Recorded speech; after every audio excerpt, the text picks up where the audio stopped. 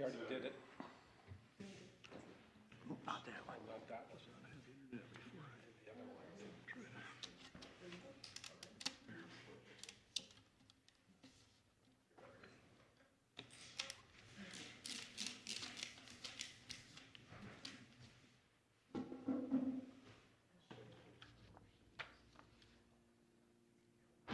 Don't have a huge crowd.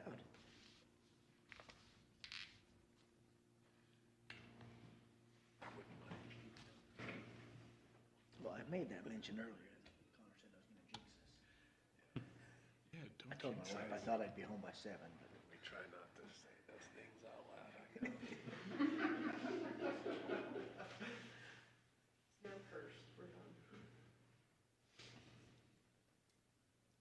Some of us are just huge in size.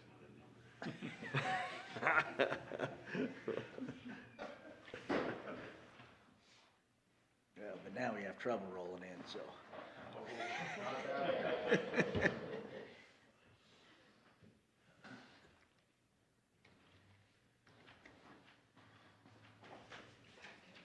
See, you're prepared, that's good. Checked the agenda enough to know that you were on. Only have to do that once and then note it, look. First thing, You just need to who's giving opening remarks? always just have one in your computer or something, just in case. Exactly. Stuck in a little pocket there. All right, I think we're good. Things in my truck. Okay, we're gonna call the May 2nd, 2024 Planning Commission meeting to order and get things started here. Thanks for coming. Move through these items quickly. First, we're gonna have opening remarks and then lead us in a pledge by Chris Sands. I'll give my opening remarks in the form of a poem by Star Coolbrook, local poet. Her book, Both Sides from the Middle. This one's called Valley Fever. What is a valley without blue mountains rising in the distance, or brown mountains up close? Mapley clefts darkening as the sun dips, tan mountains like Buddhas rounded and creased, swelling above the flats, where traffic zips along smooth highways, quadruple stripes of speeding headlights entering the wide plain where golden windows gleam on sloping hillsides.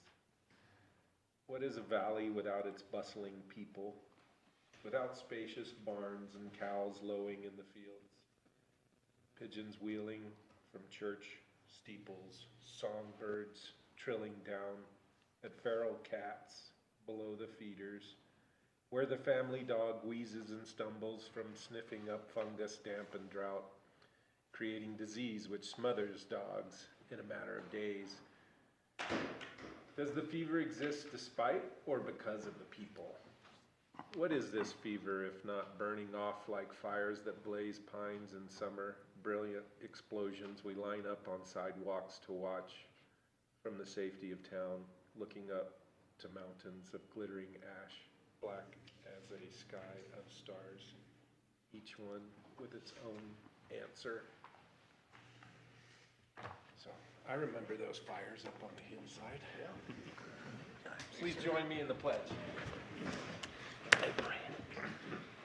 I pledge allegiance To the flag of the United States of America and to the republic for which it stands, one nation, under God, indivisible, with liberty and justice for all. Of the United States and to the republic for which it stands. Easy, Siri. That's good. That's awesome. Thanks, Chris. Any changes on the agenda, Connor? We're good there? Okay, has everyone had a chance to review the agenda in the minutes? If so, I'd take a Make a motion. motion to approve. Do we have a second? Second. Okay, motion a second. All those in favor? Aye. Thank you. Okay, we will start with a public hearing at 5:35. We're 2 minutes ahead of time. Do we need to wait just in case a big group comes? We probably better, just in case. It doesn't look like it'll be happening, but We can start with the staff report, though. Hit us up, Connor. All right, so we're doing the rezone, right? First up. All right, so this is a request for a rezone on 8 acres out by Hiram and Nibley. It's currently in the agricultural zone, the A10, and they're asking for a rezone to commercial.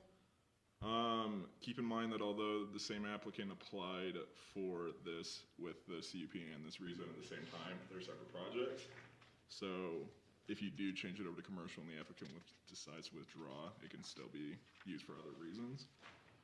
It's currently in the annexation areas of both Nibley and Hiram, but currently the future land use area map from Nibley says that it's a commercial area. That's pretty much it. The road access, did we cover road access? All right. So its primary access is along 4400 South. Currently it's classified as a major collector. So the road services commercial properties, industrial properties, and agricultural lands. It currently has a 66-foot right-of-way, an unpaved width of 20 feet, and a posted speed limit of 55 miles per hour, and is maintained by the county. It's currently considered substandard as the travel lanes, paved shoulder, gravel shoulder, a clear zone, and material. Yeah, that's pretty much it. Staff made a recommendation. We have not made a recommendation in this case, but we will help you guys make a recommendation, whichever way you go. Yeah, you've given us the written options. Okay, any other questions for staff before we open a public hearing? Okay, and I would entertain a motion to open a public hearing. So moved. Second? Anyone from the public that would like to speak towards this? In favor. Oh, I guess, all in favor? Sure. Aye. I didn't think anyone would object to that. Okay, anyone from the public that would like to speak to this?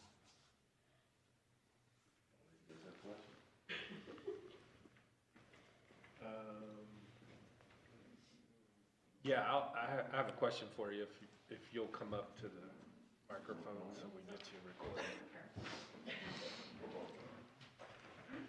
State your names, please, when you get up there, so we can get them recorded. My name is Mary Ella Jensen. And I'm Eric Jensen. Great. I think the main thing that I gleaned from this is the road improvements that are gonna be needed, and so just wanted to make sure you guys were aware of, because they're fairly significant. So, I think, yeah, unless it I'm was missing also, something here. looked like it was conditional upon essentially a survey, traffic survey. And, Is that the other one? yeah, that's, Gotcha, I get confused between the two. yeah, well, you got two, it is, It'll apply to both of them, but there's, you Yep. know, some pretty substantial upgrades to the road that'll be needed for both projects. We So, understand it. okay. Sometimes that catches people by surprise. yeah, because I think it's, Can we clarify exactly what your vision of that is now? I mean, what your understanding from the staff report is, what would be needed? I just want to make sure we're very clear and not, our assumption is one thing and yours is another. Is that fair? it is fair. For sure. Yeah, presumably it needs to meet the requirements that are listed in here for the classification of road. What's gonna happen? I'm assuming we're not building the 80-foot right road grade credits. I'm assuming we're taking the 24-foot, or are we building our half of the 24? Only on the half. It'll be all of it. I'm sorry, can I have you go to the microphone? Yes. Until I have you on recording. Thank you so much. I think it states it better in the second one. My name is Scott Archibald with Sunrise Engineering, just trying to, make sure what is being required so the applicant can make sure the financial responsibility is met.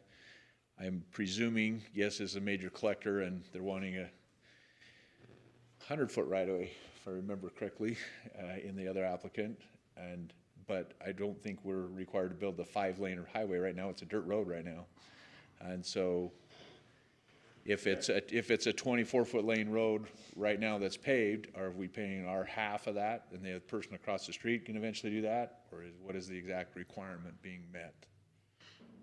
And that's, It is you know what I'm my saying? understanding, if it's similar to the others, it will be the entire width of the property. Width of the Both property? both lanes, 24 feet across our frontage. yep, 24 feet of paved, and then the gravel shoulders on top, you know, outside of that, would be the requirement for that. I think the applicant is, I don't want to speak for him, he can speak for himself, but that would be in the intent what they're understanding that they'd be required to do, but Correct. not a lot wider and a lot of other stuff. Yeah, that'll be fine. We just wanted to make sure we're not putting down a 5-lane highway. Just a 2-lane. Yeah, I'm sure. And not to the intersection. And those are, it's not curb and guttered, it's shouldered with dirt Yep. shoulders and stuff like We that, want to right? get clarification of the distance. Proper clear zone and stuff. Clear zones, we'll address that later. Yeah, I would just say to make sure that you clarify all of that with the road department. That's it. yeah, and you can go to the code and just look up major local road standard. I go in have, there. and that's what So it is my the- understanding is, but I want to make Yeah, sure that we're. yep, that's what it'll be, and that's what's quoted in here for condition 7 was that standard, so Right. that's what it will. That's my understanding of it. And we'll. But it is, confirm yeah, that it is before- it is both sides, so you don't, Okay, it would be nice for the landowner if it was only your half, but it is the entire That was the 2 lanes. road. okay. And I guess, these are separate projects? They're related. They will be related? Okay, and so what's the intention on the commercial side? You want me to? The intention is that it will just be used for parking essentially. And that's only where it ties in with the other project is that it's going to be an equine facility. And that we needed extra parking over on that side, but we couldn't have overnight parking on agriculture. If that weren't the case, I would leave it at agriculture. Yeah, you can store the trailers if it's during an event, but you can't leave a bunch of people's horse trailers there if they're boarding horses. Well, and we were, Whereas if it was commercial, they Yeah. can leave them there for, yeah, like if we have a rodeo event that goes for 2 or 3 days, just like down at the fairgrounds, they have overnight. And so that's the intent with that, so. My understanding was also for campground for overnight No. camping. No, it's No. just for the event, for people to stay over Yes. and attend the event. Yes. Clarification enough? No, there will not be RVs staying there long-term. It's just for the equine events. but they would be camping there maybe for 3 days during an event. In their live-in horse trailers, yes. Some of those get pretty nice, pretty elaborate. I mean, some of those are really nice trailers, so.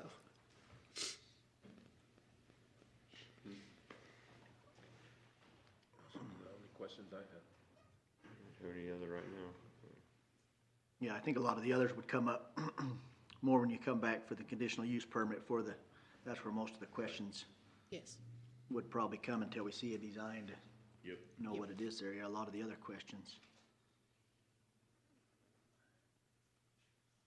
And are you gonna access both facilities then off that road, I assume? Are you Yes. gonna- Yes. Okay. And that's what's hard, it's hard when they're not really tied together, but they are. Yeah. To it's- try to look at them as two separate ones, but also That's true. know how they're gonna interact with each other there. And it won't be like, there is wetland up in that corner. We're not touching that. It's just in that green area. Parking.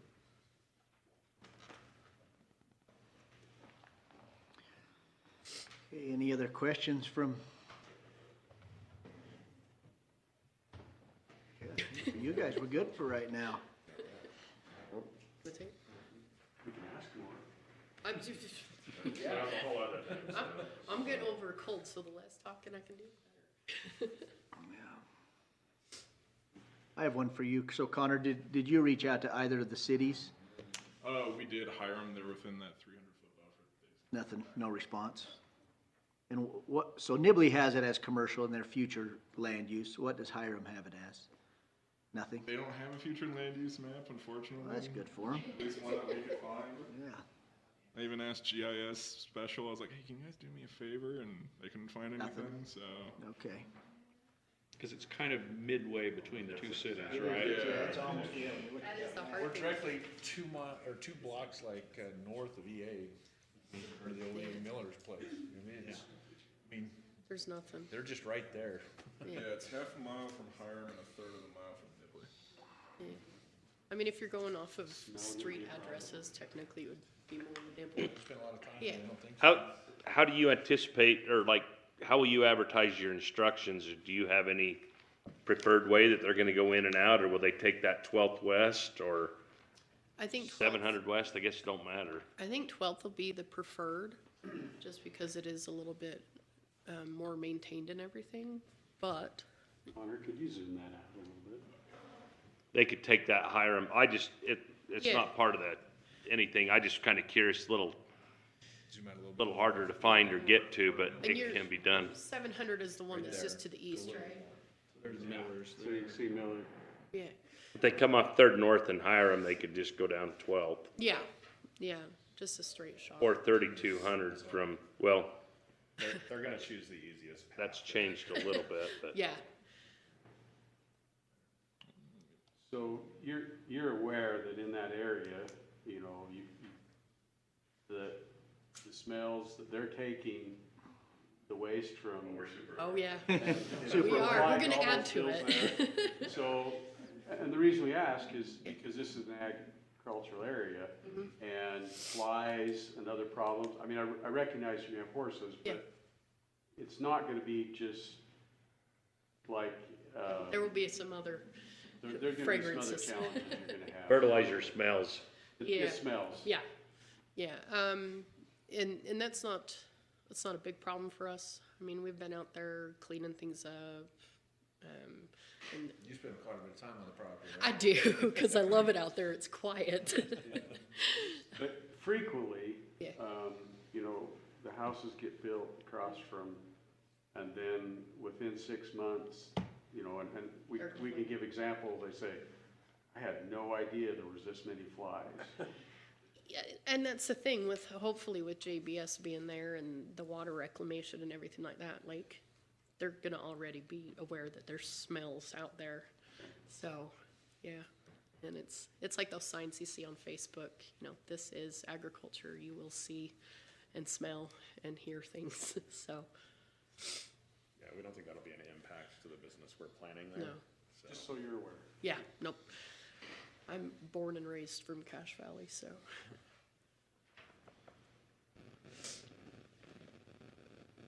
Okay, any other questions? Giving it pretty easy here. Yeah. Motion, we close the public hearing. Have a motion to close the public hearing? Second. Second. All those in favor? Aye. Okay. Thank you for your comments. Can I ask Connor a question? We recently passed a in this area. Could you, sorry to put you on the spot here, but could you point out where Straight the- west, about a mile. A mile, okay. Yeah, if you zoom out. It's that one there, okay. All right, I was thinking it was closer to that, okay.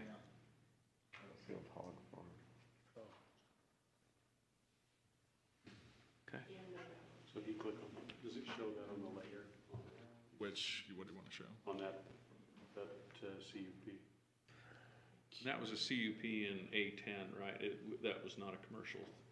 I think they did recently. I think it's industrial. I don't know how to do it. I think it might have been industrial. But they've been in for a CUP about 4 times. Yeah. Fact, I was just trying to remember the details on that one. Yeah, they did, and there was an issue about them gaining access off the west, north-south road, because they had signage for no commercial access, but yeah, they've worked and done improvements along 4400 there to gain access to the new building that they'll be building. Was that showing Commercial? it's commercial then?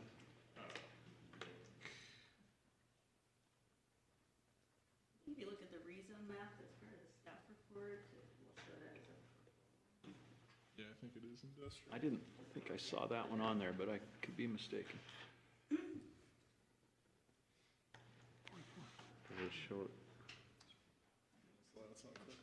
Doesn't want to load, does it?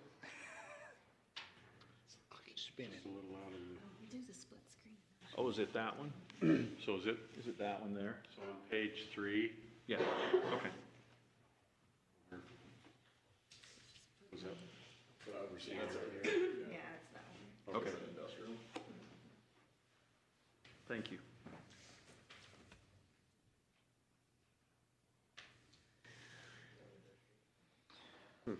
All right, commissioners, any other questions for staff or discussion?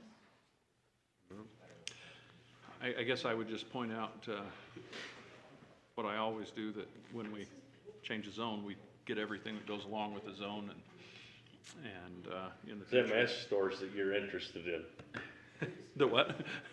them novelty stores that you're interested in. Exactly, yeah, there are all those things that go along with it, and so I just, I think this seems to match, particularly with, if Nibley has that in commercial, and that's part of their plan, seems to match what the future use is looking at, but we still take on all the potential other things that could be in that zone.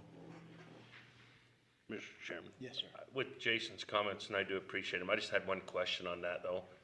Where this is a CUP for, or I mean, excuse me, not a CUP, but it's a change, I guess, from commercial. Once the CUP for the horse deal was brought in, if that was ever changed from the horse to another deal, wouldn't we have to reapprove that CUP? Well, so the CUP's on a different piece.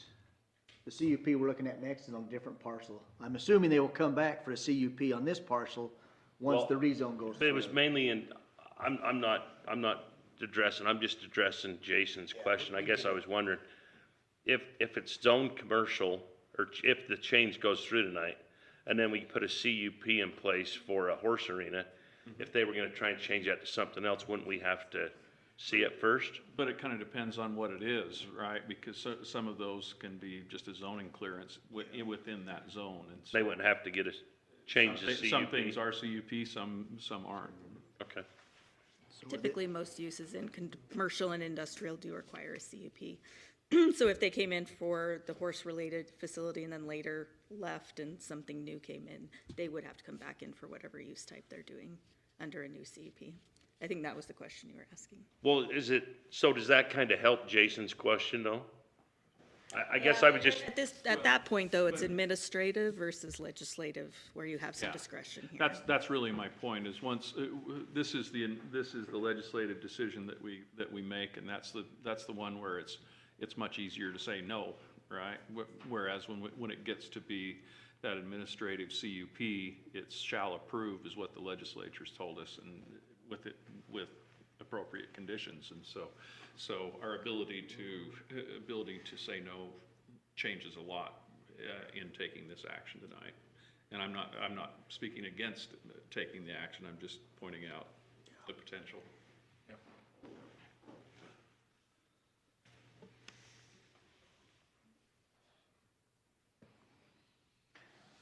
Apparently, There's not a lot of concern. Yeah, I'd take a recommendation then, I guess, if there's, yeah. We've got two different options there at the end, or we can, add others if you don't like either of those. 3/4 of an acre just for the septic. Option 1 for denial, or option 2 for approval, That's huge. with a couple findings.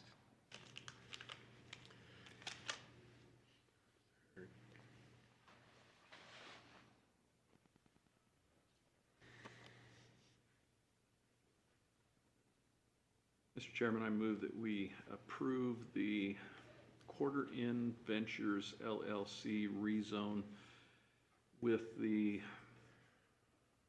26? two Two findings, findings in option 2. recommend for approval. Recommend approval to the county, yes, to the county council. Thank you for that edit. I'll second that. Okay, any further discussion? Seeing none, all in favor? Aye. Okay, now you get to work with Nolan and the county council on the next step on that part. Now we can move. Turn my name on. There you go, now you know who you're working with. Now you know who we're looking at. They knew it was one of these two. Not I Yeah. Okay, Connor, you want to give us an update on the next? No, you're on Right across the way. across the slough. That's right. Used to be the composting facility for the big dairy.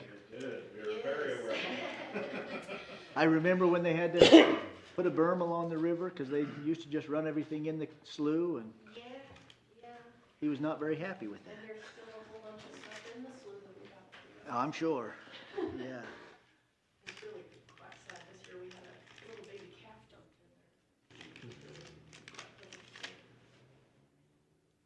there. All right, Connor, you're up.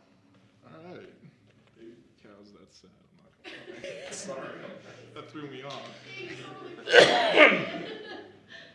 All right, so this is a CUP. It's on these two parcels, just directly to the west.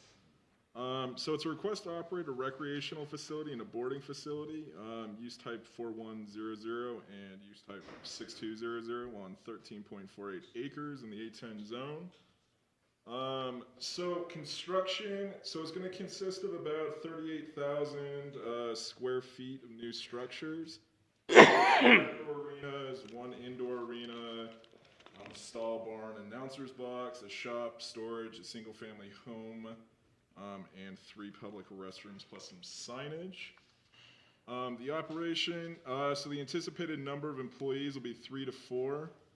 It seems like 1 employee will be on the property 24/7 and 2 to 3 full-time employees for 8 hours each. The boarding facilities will operate 24/7 year-round. Boarders and trainers will be allowed to ride in the indoor arena from 24/7. And those with a ride pass will be restricted to 7 a.m. to 10 p.m. During non-events, so no rodeos or anything like that, the maximum amount of people there will be about 20. Hours of operation for the recreational facility, it'll vary. The indoor arena will be able to operate anytime, and the outdoor arena will operate in the daytime hours. The maximum amount of attendees at these rodeos will be about 200.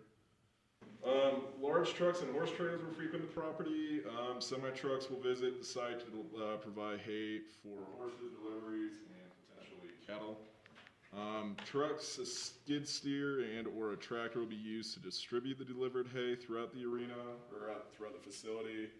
Then just arena and site upkeep. Food concessions will be on site, but it'll just be vending machines. And then there's a possibility of food trucks being on site. The site plan provided shows a parking area for trailers to be left for storage / later use. The facility doesn't allow for storage and warehousing, so it can only be used during specific events, and it's not intended for permanent storage area. So the definitions, so 4100 is a recreational facility, 6200 is a boarding facility. Recreational facility, do I read? We're not gonna read the whole thing, because that's a whole paragraph. It's a place, either indoor or outdoor, designed and equipped for the conduct of sports and leisure time activities that is operated as a business and or open to the general public. A 6200 boarding facility is a series of stables, barns, paddocks, and or other shelters and exercise facilities in which livestock, including cattle, sheep, goats, swine, horses, mules, poultry, etc., are fed, exercised, and or cared for on a short or long-term basis for a fee. These are permitted in the A10 zone with the CUP. Once again, there is currently an application for a rezone. Not related, or should be considered separately.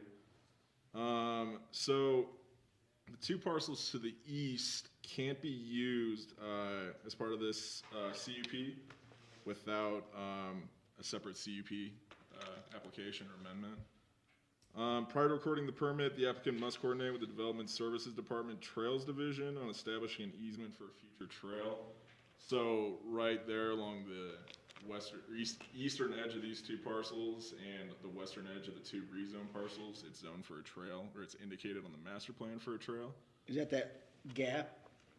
It's not the gap necessarily, it's like right along the slope.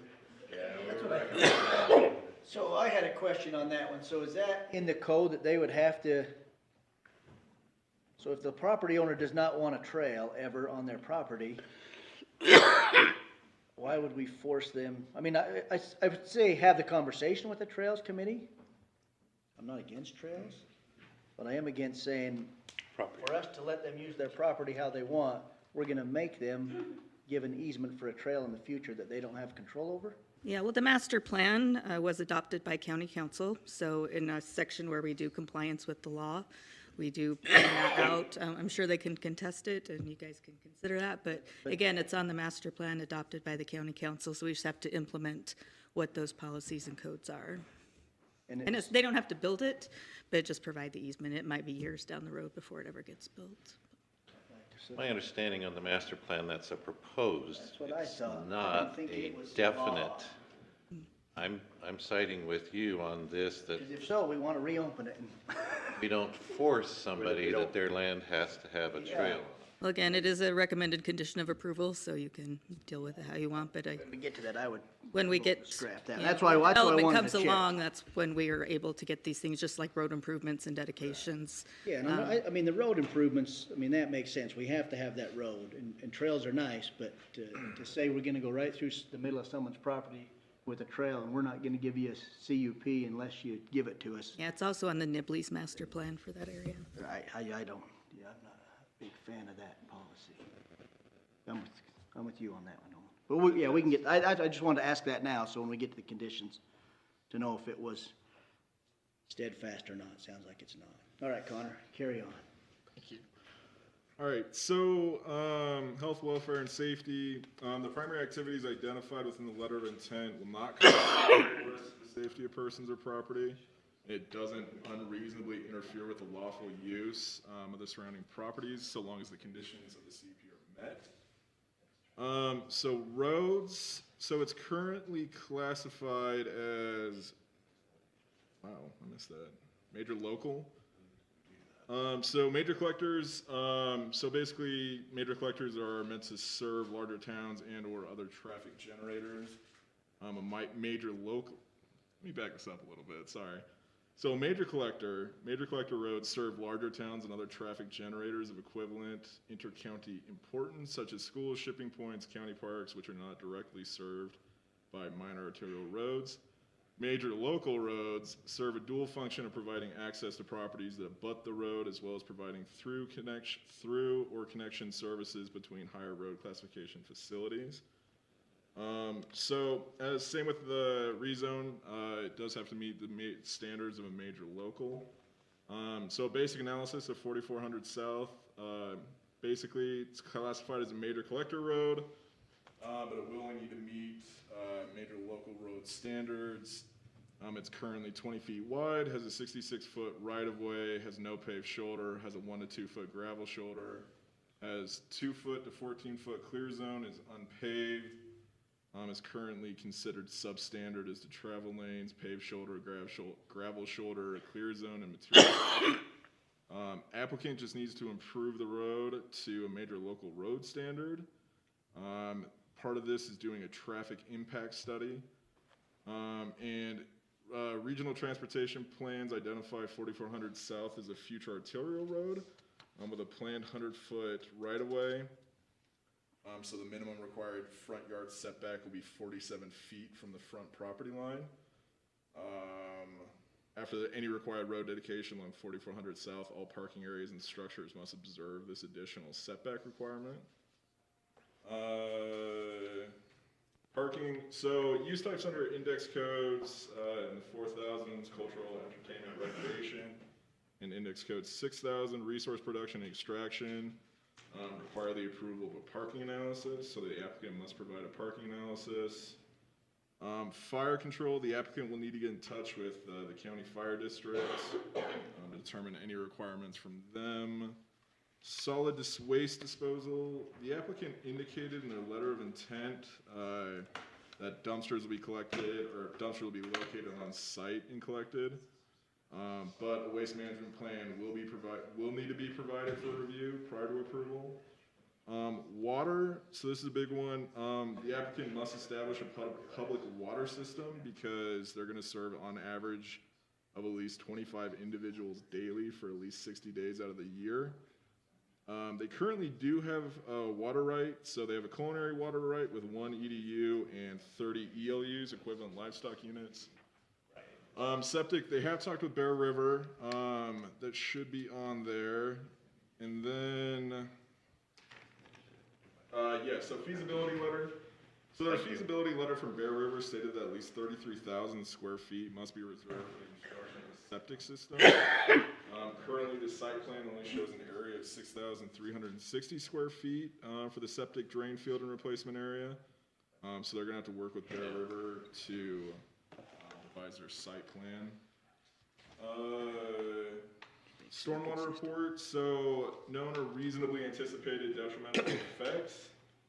So stormwater site development, they'll need to submit a stormwater report prepared by a licensed engineer, detailing how the proposed development will manage rainfall on site and prevent off-site discharge. Any revised stormwater, or any required stormwater infrastructure easements must be shown on the revised site plan. And the applicant will need to provide a site improvement plans prepared by a licensed professional. Plans shall include, but are not limited to, site plans, site grading, site drainage, and site details. Noise, so that announcer's box might cause some issues, but currently everything around them is agriculture. So it's basically just on the applicant to utilize best practices to limit noise impacts from spreading beyond the project area and becoming a nuisance. Traffic, per the applicant's letter of intent, during an equestrian event, so rodeo events, there might be 200 attendees at one time. So this increase in traffic from the existing agricultural uses can reasonably be expected to have detrimental effects. So a traffic impact study that meets the requirements that are laid out in section 1.9 of the road manual must be reviewed and approved by the county engineer. Any road improvements required based on the traffic impact study must be completed prior to a zoning clearance issuance. Visual and light pollution. Although the LOI stated that the outdoor arena will be utilized only during daylight hours, the other proposed structures and parking areas will have exterior lighting.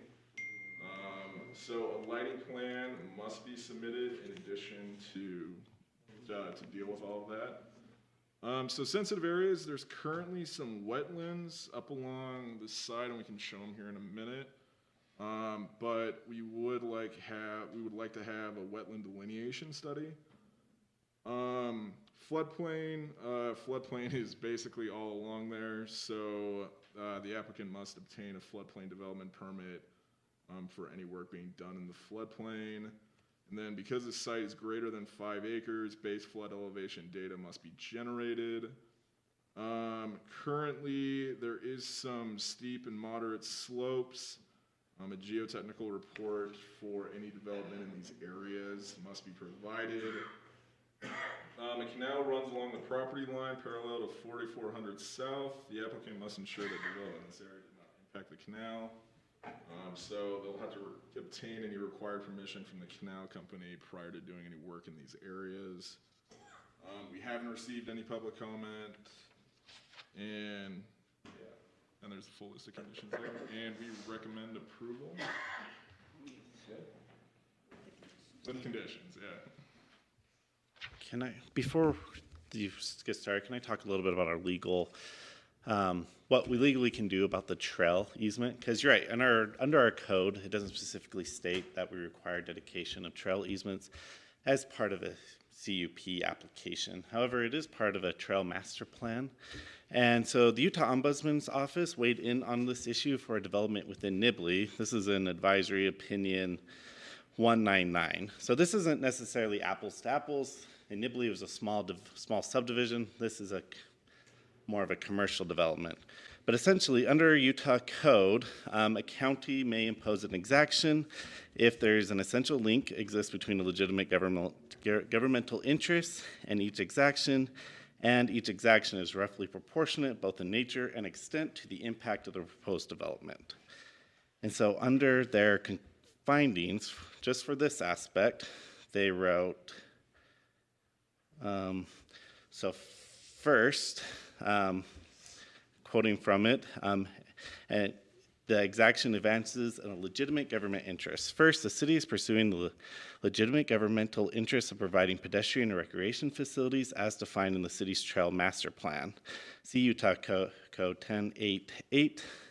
A city may lay out a park and public grounds, and also see Utah Code 10.9a.401.2a. A city's general plan may provide for recreational opportunities, which those are also reflected in the county's responsibilities as well. Consequently, the trail easement exaction satisfies the essential link portion of the rough proportionality test.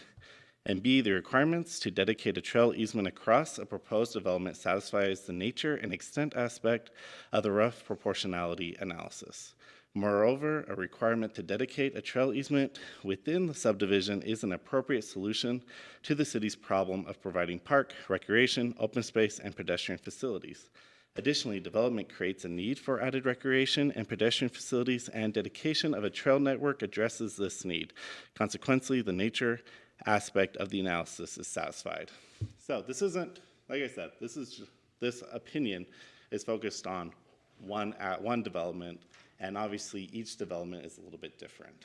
And so as we're addressing this question of whether or not this is a valid exercise of our governmental power, so like I said, under Utah code, we have to see for any exaction, whether that's roadway or stormwater, utilities, it has to meet these couple of requirements, that an essential link exists between a legitimate governmental interest and each exaction. So does requiring the trail meet, or is there an essential link that exists between that exaction? And if each exaction is roughly proportionate both in nature and extent to the impact of the proposed development. Essentially, when we look at that, is if there's a big master plan roadway, a lot of times we don't require a developer to construct the whole roadway. We require them to construct what their impact will be.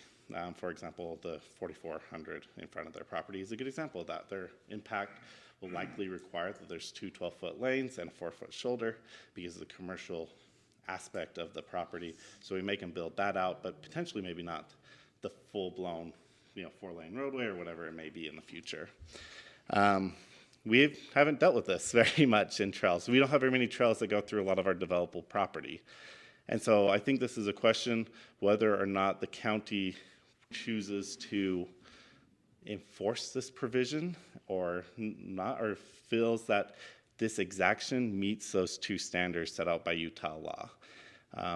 And so as the planning department, we felt it's on our master plan that's been adopted by the county council. And so we felt like it was our responsibility to inform the planning commission of that master plan and potential ability to create an exaction for that. Or we're open to other ideas for allowing trail easements or trail connections throughout the area. But like I said, it really comes down to whether it meets those two conditions and what we want to do. Like I said, there's not a direct obligation in the code other than we have to mitigate detrimental impacts of development, which a trail aspect to help compensate for additional impact in the area of development could fall under that provision as well. I think interpretation of law comes from here, because we just read the master plan and we said we were going to respect property rights as we're dealing with that. You're talking about the city of Nibley. This isn't even in a city thing, and you talked about county. So I get real hesitant about exacting that is a thing that property owner has to do, especially, I mean, this is going to have agricultural animals there, and what are we going to do on something like that? So I'm not ready to say that we get to exact that if they're going to do anything, that they have to let a trail go through there, is my feeling. Will you zoom out a little bit on that, Connor? Is that good? Yeah. So pretty much the trail is gonna go right into the middle of the composting facility. Yeah, here. That may be gone in 20 years when a trail maybe goes through there, but yeah, it doesn't, I mean, I assume they just picked it because it's a waterway and it would be nice to have a trail along there. Correct. No, it's all right. I just wanted, I thought, I was pretty sure it was the next parcel was the composting facility that, Back to Val J's recommendation, they'd have to get a gas mask and swat flies as they walk through there. and I, yeah, in my opinion, if there were a trail on both sides of this property that dead ended on either side because we couldn't connect that trail, in my opinion, it would make a little more sense. But this is a hope someday a trail goes here because there's a waterway, and so we're gonna make them give up an easement. I would be the same as Nolan, that, yeah, that's a little more on property rights than I wanna take away from someone at this point, where it's just out in the middle of, it's in the middle of nowhere, right? The trail may go there someday. It would be great to have that easement, but, you have no other easements anywhere even close. I mean, there's no trail within probably a mile of that anywhere, is there? There is currently, the only trail that exists as part of this system is there is a trail that exists in Nibley along the same waterway. Right, but quite a ways north. Correct. Yeah. And so you're right, I do see there are quite a bit of challenges with securing this easement all the way through, which is why we're not recommending construction of the trail, but just providing the easement for future construction. So that way, if we're able to get the proper easements all the way through to connect, that we don't end up with a gap. What's the dimensions of that easement? I think, I have to look at the master plan, I can't remember what it is right off bat, but typically our trail easements are 8 to 12 feet wide. And then there's probably gonna have to be, depending on flood zone, riparian or wetland areas outside of that potentially. Could potentially be. Yeah, there's enough on this I one. think the key words that stood out, oh, I'm sorry. I'll just clarify the thing. First, I appreciate Stephen bringing that up. Yeah. I think what he said is correct. If council, if the plan commission Yeah, wants to. we could do it. Us, we could easily do that. When I was pointing out to Nolan earlier is on the master plan, kind of in the introduction there, the master plan itself starts out, unless I was on the wrong version, correct me if I'm wrong, Stephen. When I was looking at it, it said the plan respects private property rights, and so that's some language we're reading. So that's the initial guidance from the council, is like, hey, we're gonna do this on a voluntary basis, essentially. But as Stephen pointed out as well, we have all these other interests to decide as well. If the commission wants to go forward with that, approve that, then within the ability to do so as well. Does that clarify? Yeah, I think so. And we as staff, we are happy to help support whatever implementation policy the planning commission wants to make. We felt an obligation to inform you of the options that we have and the master plan and where it's showed the trail to be. No, that was good discussion on that. I think that gave us, when we get to that point, we can see what everyone thinks. But yeah, that was great. Thanks, Stephen. Okay, any other questions for Connor at the moment? Connor, in your discussion, you referred to a site plan, but there wasn't a site plan included. So is there a site plan for this? It had pictures, I was getting down there. Just pictures of the Yeah, building. pictures of what? Yeah, it had pictures of some of the stuff that could be on. That was part of. Yeah, it probably was there. It had some pictures of what the houses might look like in some of the buildings. We had that, but not an actual overhead site plan. Yeah, we can bring it up here. Sorry, that would have been my bad that it didn't get attached. I probably should have started with that in the beginning. Because I'm like, how do we approve a CUP if we don't have a site plan to look at? But it sounds like quite a few things are gonna change on it first before we approve that part of it. Yeah, it will be quite different. Mr. Chairman, Yes, sir. I just, forgive my ignorance, I don't know, what can you take on a trail? Each trail's different. Can the horses go on the trail? So it would depend if at that time, if Nibley built a trail, say that gets annexed into Nibley and they built the trail and it's like the one that goes along the Logan River, you could not. You could not. But there's other trails that you can, like the one that, Murray Farm Trail that, you know, out of Wellsville that goes up the canyon. So each trail in the county and in the state, they're different, what you can have on them. Some of them can't have e-bikes. Some of them you can have just regular bikes. Some you can. I'd just be curious what the applicant would, feel about a trail. Maybe they want a trail because it ties. Yeah, I think we have, when they get up there, I think we have a lot of questions for them. At least I do. Quite a few on this, so we'll get there. So now we've got the site plan up there.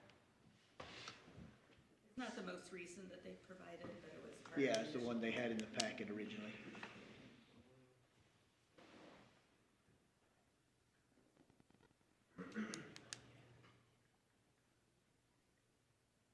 I believe the only change we had was we didn't remove overnight on that parking area. Yeah, I think that was the only change. Jake said.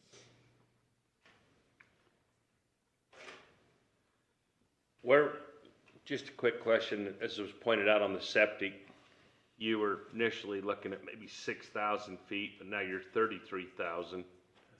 Would that tentatively go north of the house, or where would that adjustment be? North of the house is a wetland actually, so we Yeah, can and move it- south. Yeah, the tricky part, yeah, with the with the river out there and the wetland and That a wouldn't well work. somewhere to keep all those distances is gonna be tricky on that. And it doesn't have to be a perfect square either. We could do an odd shape. Yeah.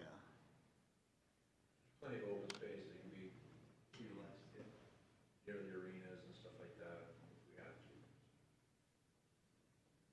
Not obviously the closed one. Okay, any more questions for Can you hold Connor that back before out? we bring the property owners up?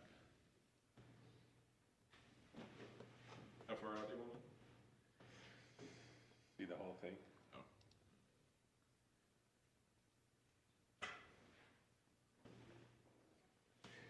So it does show there, yeah, the proposed parking across. Is there a flowing well out there now? No flowing well. 3/4 of an acre for septic field. Pretty Yeah, that's a big, space. for that many occupants, I guess. And Ben Harker with the Fairground Health Department was fairly conservative.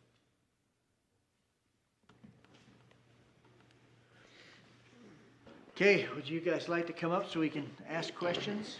Restate your names, just so we get it again on. All right. And maybe before we dive into that, Connor, do you know where the line, the new sewer line going from Millville to the Hiram sewer Oh, goes, it would be west of this. it's west of this? Yeah, north and west, where, I think it comes on the other side of this sewer lagoons. I'm trying to think where it crosses 1200, but it would be north and west of this. So my first question, Do you want my name first, though? yes, sorry. Sorry, my name is Mary Jensen. Mine's Eric Jensen. Okay, thanks. So it said that the one arena Yes. would only be used during daytime. It didn't say daylight, it said daytime. Okay. There's no definition of what daytime was. At least for me, I don't know, what's daytime? It's different for everybody, so I think that's one I would like to see. Yeah, right here, under B3, per the applicant's LOI, hours of operation for the recreational facility will vary, with indoor arena being able to operate anytime and the outdoor arena operating in the daytime hours. So I think we would like to see, If you want. Yeah, above that, it's 7 to 10, but the next one didn't have any hours. yeah, so the plan is we're not gonna super light that outdoor arena, so people are only gonna be able to ride when there's actually light. So the time of which it's gonna operate is gonna vary depending on the time of the year. Does that make sense? Could be during daylight hours then, because Correct. you're not gonna have, so we could just switch it to daylight could. hours instead of daytime. That be accurate? You're The not gonna other have lighting on option it. is, I know that there are some directional LED lights that, you know, beam it down, not necessarily out, so might have to alter that. Yeah, I think that would be one I would want answered before, at least to know that, and that might be part of your lighting plan, That might be, to show that, to know what those are gonna be. because if we're gonna have to do that for other aspects of it, it might make sense to do it for the outdoor too, so. Okay, and then I don't know if you've, so the canal runs right along 4400. Yes. And looking at the pictures, you're probably gonna have to move that in order to widen and pave and do the road, I would guess. By quite a ways, or, I don't, Not by a long, yes. probably like 8 or 10 feet maybe. And have you met with the canal company at all yet on that? We haven't approached that here, we Item. started with you, and if we get approval there, Yeah. we'll Yeah, that one looked like a pretty There big. has been some casual discussions with Blacksmith Fork Water Company, just so you know. Yeah, But yeah, nothing formal. on there, They're aware of what we're likely going to request. okay. And we do have Yeah, the, they do show that on there, actually. Irrigation line, IRR. yeah, they show, yeah, moving over there into the field a ways. And it may be, at that point, pipes to make it easier for you guys and everything else. And generally, when a canal company gets the chance to work with development, piping usually comes up. Yeah, there's some complications with the Army Corps that we were working through. Yeah, whether that's, It's a thing. I had a 2-day walk with him the other day, so I know what you're going through on that. And then have you looked into what is gonna be required for that bridge across the slough? So you have an idea of what's gonna be required Yeah, there? it's a stream alteration permit and stuff like that, and we're working with them on the Army. Then what type of, You know, has to be built there? And we do have the road man here now, if we have any questions on roads. Make sure we didn't tell you wrong earlier. Make sure you didn't tell you wrong earlier, but your backup didn't say we did anything wrong, so I think we gave him good advice earlier. I think we're good. So those are a couple of mine to start with. There might be a couple more as we come up. Any other Oh, I'm waiting. questions? I mean, similar to the road thing, the public water system, you guys are aware of what you're gonna have to do for that. Oh, yeah. Yes. The permitting, reporting, and Yes. Yeah, we're fully aware of all the EPA requirements. state, yeah. And There's a state lot, requirements, yeah. it's a lot. Yep. Yep. So I guess another one, with that trail, I kind of looked at your facial expressions when we were talking earlier, but what are your thoughts on having a trail through there at some point? I am not opposed. And it may be after you guys are Yes. sold it, or we've all died and it's the next generation. We don't know how long it's gonna be, but I'm not opposed to it, as long as I can put it on the east property line, so the one where the parking. Yeah, east of the canal, the slough. Because my plan is to hopefully have, my horse property contained, have good fencing, so that if a horse gets loose, it's not a problem. And I don't really want people traipsing into the horse area freely. So I just need to be able to restrict access from that trail. So you're saying if you did do it, it wouldn't be where they're proposing, it would be east of that? It's my understanding they were actually proposing it on the east side, weren't they? No, Is it that was unclear? included in this one. Oh, was it? Gotcha. Well, it's my understanding they're proposing it on the west side of the property. Yeah, if I could change that to the east side. we're not showing that trail. I understand you're not, but I listened to the county guys, Yeah, and their projection was it'd be on the west side. okay, We'd be open to either way. okay, We're not thinking. okay. My other thought is, if we're taking 47 feet of property, why couldn't we just come along the roadway and angle and go back up and tie onto 2 points and just go on the perimeter? You have a way to connect the slough on both, and not, we're dedicating for a 5-foot line highway, super freeway here, and it's gonna be a long ways away. There's plenty of room in that to put an 8-foot trail. If they bring dogs along there? What was that? If the trail has dogs on it and that stuff, any concerns, you're okay? As long as they stay on this side. Yeah, there's just liability concerns, Yeah. right, with large animals. Because if a dog comes over and attacks a horse or gets killed by a horse, like, Or get I don't want to do killed that. for a We know we cat. can gate the bridge if that makes Yes. sense, so it's, And you always hear of these things of people walking by feeding horses, all sorts of stuff, and that can be dangerous. So I just need to be able to control the access. Actually, yeah, the slough, if it has to go there, the slough would make a good barrier for most. Yeah, yep. Yeah, I would expect, if willing to allow it and their support for it, that, you know, you'd have the opportunity to work with the county on the details, like it gets fenced and that sort of thing, you know, where is the trail that works best for you, as well as, you know, how do we get fencing on there to Yeah, protect your not only your fence, but there could be another fence along the trail also. Exactly. And I was gonna say, if there's any possibility to actually make that a horse trail, we're 100% I'd be for it. fine That with fits that. within our model, right? I don't know why we wouldn't. I mean, from a trail planning perspective, that's a perfect area in the county to support, you know, equestrian trail access. I'm pretty sure when you look at the master plan, the trail's not paved, it's a gravel. And I think it's open to multiple types of users. Counties, Horses, what is bikes. Nibley's? Nibley's is the same. Our trail plans So reflect far, all each their other. trails have been paved in, Yeah. The one in Nibley is actually a gravel surface right now. Okay. My only other. And even if it cons- was paved, I'm sorry, Sorry. but even if it was paved, I mean, a lot of times we just put the Yeah, on the equestrian side. trail right next Off to to it. the Or, side. The only other concern would be the wetland on that piece of land, as long as that wasn't disturbed, which it's a 6-foot trail. I don't think it would be. well, it might be a wider trail, but I mean, again, the trail can be put on elevated boardwalk or something like that to mitigate those kinds of concerns. Yeah. Provide an easement, I guess, if they're a wetland to it. Right. Trail be built, how it Yeah. gets built. they can jump through the wetland hoops, not you. I just had a question back to his question on regarding the lights and the outdoor arena, and I know we kind of addressed that, but I apparently overlooked it and I wasn't able to locate it in here, but you really want to tie yourself to just a day use on that? Don't they do a lot of night ropings in open arenas? So In the that will summer? be, yeah, that will be different with the events.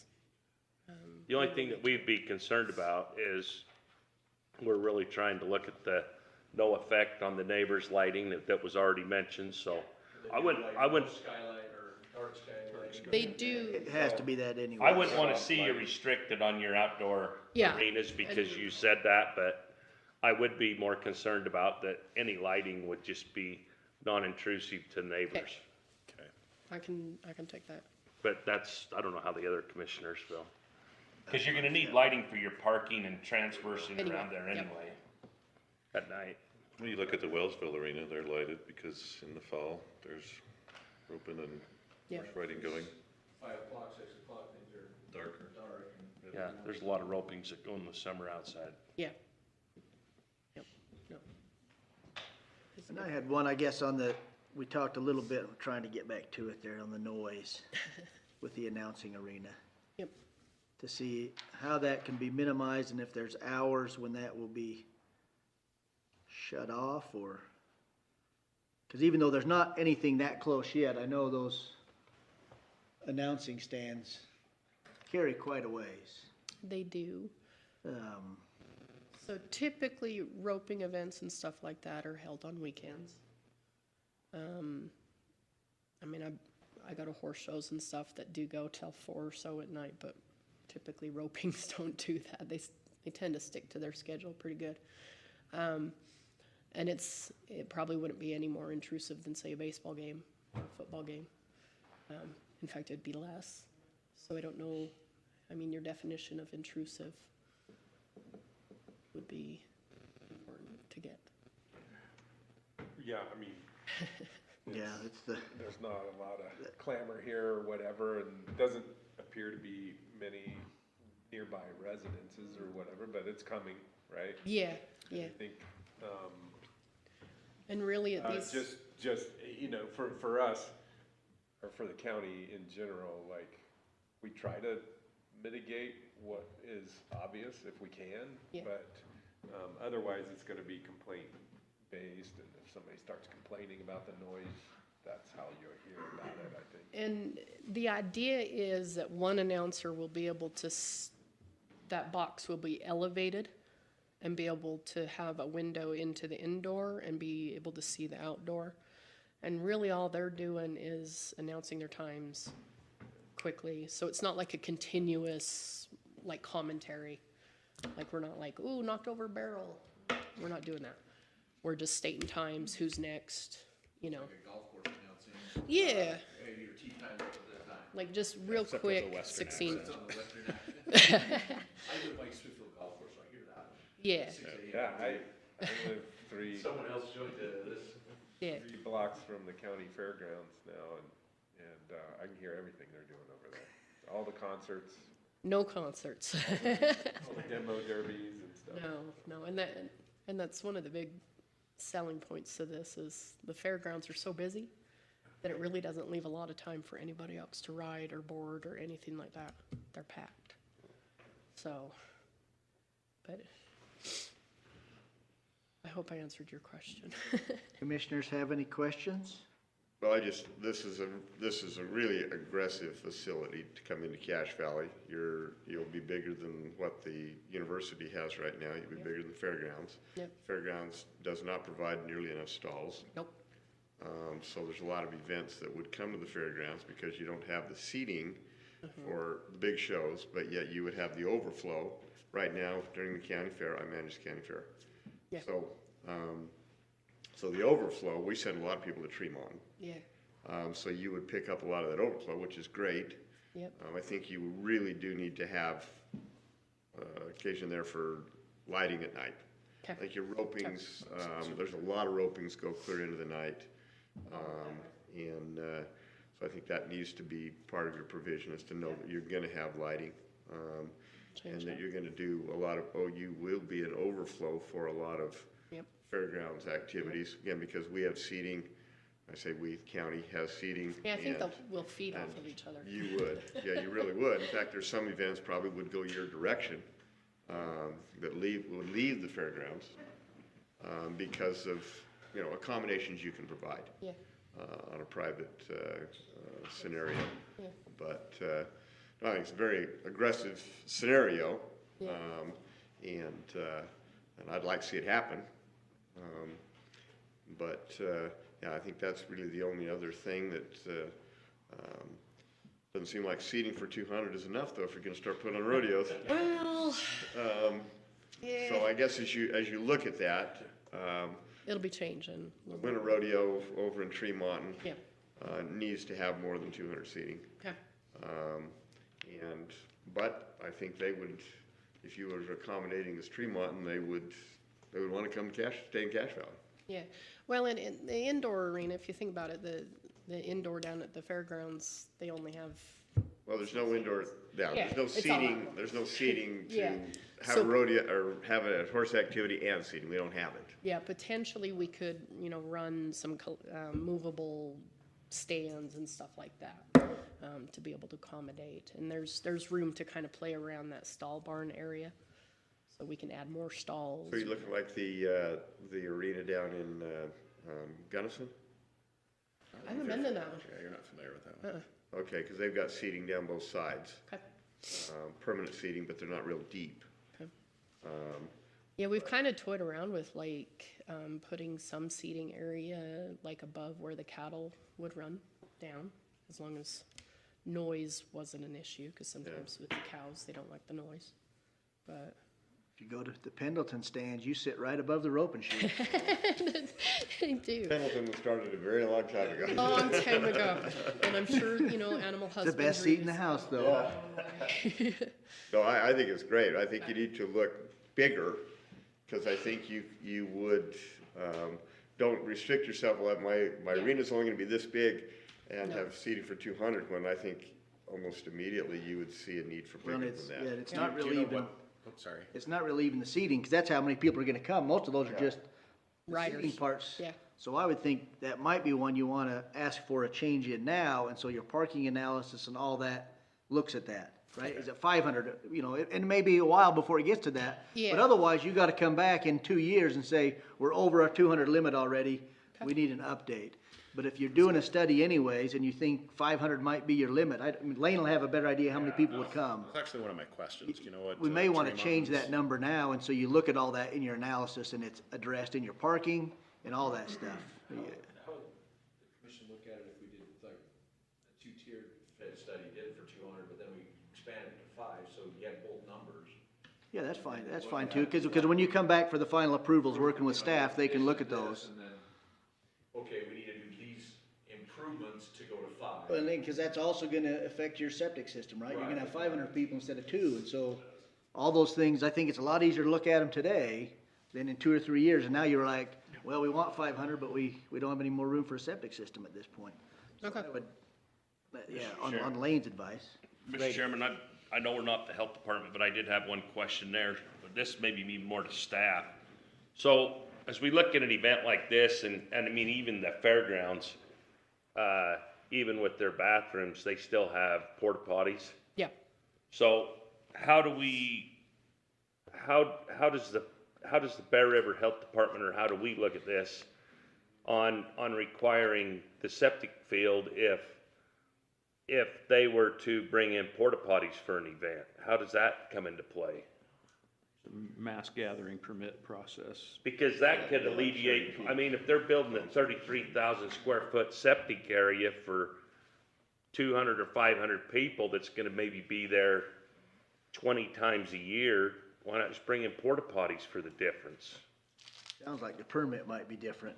Yeah, there's a mass gathering permit process that I think would apply based on the number of people. When they've got the concerts. So they'd have to get a separate permit for the bigger events every time, it sounds like. Every time? But I guess, I'm not trying to stir the pot, all I'm doing is trying to think of, Ways around that. yeah, because if we're factoring, I mean, it's not, I don't think it's realistic or right to factor the maximum people you're gonna have there on your septic if you could alleviate that with porta potties, but yet we still wanna know for event, for fire, whatever else, so. I just don't know what thought process went into that 33,000 square foot. I don't know who's deciding how many people that It is. was purely we weren't planning on porta potties, and we had to calculate for what we estimated the maximum to be. 200 for people some and events. replacement. Because with your lot space, you might not have 33,000 square feet. Well, you have to remember that was also conservative, and it's my understanding it's based off when the well gets dropped. There's some calculations that need to occur based off water flow. Anyhow, that's your engineer.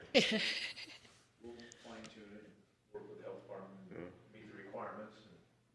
They did say we could look at doing a separate test pit as well to get a higher infiltration rate. Good luck out there, but. That's what he said. Yeah. If you don't mind me asking a question regarding those permits, like if we wanted to go down that path, maybe we just can't fit a large enough one if we're doing 500 people. Is that process difficult? I mean, I don't know, that's, yeah. Pay money and come back in. Well, that wouldn't go through us. Yeah, but it would go through the county. yeah, Mass gathering mass permits. gathering permits, how difficult are they to acquire? So I've never actually applied for one. That's fair. Typically, they're associated with a special event permit, but if a CUP can cover those type of events, then it should be covered under the CUP versus doing a special event permit. So typically, if your CUP covers what events you might have, you still might have to get a mass event permit through the health department, but you won't have to come to the county or. Gotcha, but that is something we would need to bake into CUP. Yes. Okay. The higher number, yes, and I do. So if I'm understanding what you're saying is, sorry to be real dumb on this, but say we permitted it for only 100 people, the septic and all of that, but in the CUP permitting, you said on anything above that, then you have to bring in X amount of toilets per 100 people or 50 people. Or meet the requirements, the mass gathering. To meet the permitting mass process. gathering process. So we have restroom facilities for the day-to-day operations and plus some for some smaller events, but then and it's built into the permit, so it just is well known what it is. We bring in whatever the number is, 10, 20 porta potties to cover, this big event that's coming. Yeah, I would say your CUP would need to show kind of the maximum number you're expecting, and then you'll have to work with Bear River Health Department. on Yeah. septic and mass gathering. So you're saying, what do we anticipate would need to be covered into the septic, or Well, just it work needs with to be Bear? covered in the CUP, and then Yeah. you can work with Bear River, see if there's Negotiations on that, okay. Question for Lane then. Out of curiosity, what would you recommend based off of your experience with Tremont and overflow? If we wanted to go big or go home. They're getting at least, they're getting easy 500 on their winter rodeos over there, and we're bigger. Well, you're gonna have over 200 applicants and just a roping, just ropers. Size of the roping event, but yeah, 100%. Well, we had the Monday night before the fair, as the Monday night of the week of the fair, we get over 200 that night for team pinning. Interesting. Ropers. So, yeah, it's, or not team pinning, but yeah, team doctoring, and they're in and out. You know, we got to have them out of there by midnight because we're still surrounded by, and we're outdoors. We got to have lighting to do that. I think that things like that would come your way just super fast if his facility lays out like it looks here. And that's my other thought process too, is like, I have a degree in equine science from USU. And I know how difficult it was to get like my internship done, so I would love to provide an option for the And how many student. stalls were you anticipating being permanent? Starting with just 20. Just small. But What we're, was your end? But, I mean, the space is there to do how many? 200? yeah, There's still events that we could put on at the fairgrounds, but we can't, we don't have the stalls. They need at least 200. yeah. Well, that was, When you've got more arena space than The that would structures, accommodate those things. yeah, the structures that she had planned to start with, we can add Yeah. stalls to them. Yeah, if you've got space to keep going. yep, and I can move them and push them together a little bit more and that kind of thing, so I can work out. No, there's a lot more events that would come to the fairgrounds if we had stalls, Yeah. if we had parking. Okay. If you become an overflow, I'd love to see that overflow during our county fair Well, and to come your direction, because we're already just bursting at the seams. yeah. Yeah, No, my you've seen cousin's a that. trainer and she can only get into the arena maybe Yeah. 3 days a week, if that, Yeah. so. So no, I think your facility, but I think you need to, it's a grand idea, and you're gonna spend a lot on initial facilities. Yeah. Make sure they're big enough. Yeah, and that was our reason, To be economically feasible, I think you Yep. could go way beyond what we're talking about as far as parking, and stalls. Cause yeah, the stalls at the fairgrounds are always full. yeah, And they're not a very nice facility. When we've talked about building more new stalls over at the fairgrounds. They're not But we only have space for about another 30 or 40 stalls. yeah, Because then we take up parking, and you got a can't have parking if you can build stalls, it just rolls into each other, but. and some of the stalls are not even used as stalls, they're used for hay storage and stuff like that too, so, Yeah, yeah. we've talked about how we would change that, but it's, so having that accommodation for renters, That's really good feedback. Appreciate that. so, yeah, I think, Yeah, I mean, as it pertains to the CUP though, I mean, if you've designed everything and your application says 200 people, but you eventually want 500 people, if we approve 200 now, you'll have to come back to us, I think. Yeah. To do the 500, and so if, you know, which is not a arduous process or anything, I mean, you'll already be there, so I don't think that's a big deal, but at the same time, if you already know you wanna go the bigger number, you might help yourself just To do it all now. to take care of that now. So one thing maybe to consider is this application is just for the west side Yeah, yep. of the property. Yeah. They will have to file an additional application for the east side for that parking area. One of the concerns that we've talked about is potentially there, especially if they wanted to up that number, that the current parking on just the east side will not be adequate. Okay.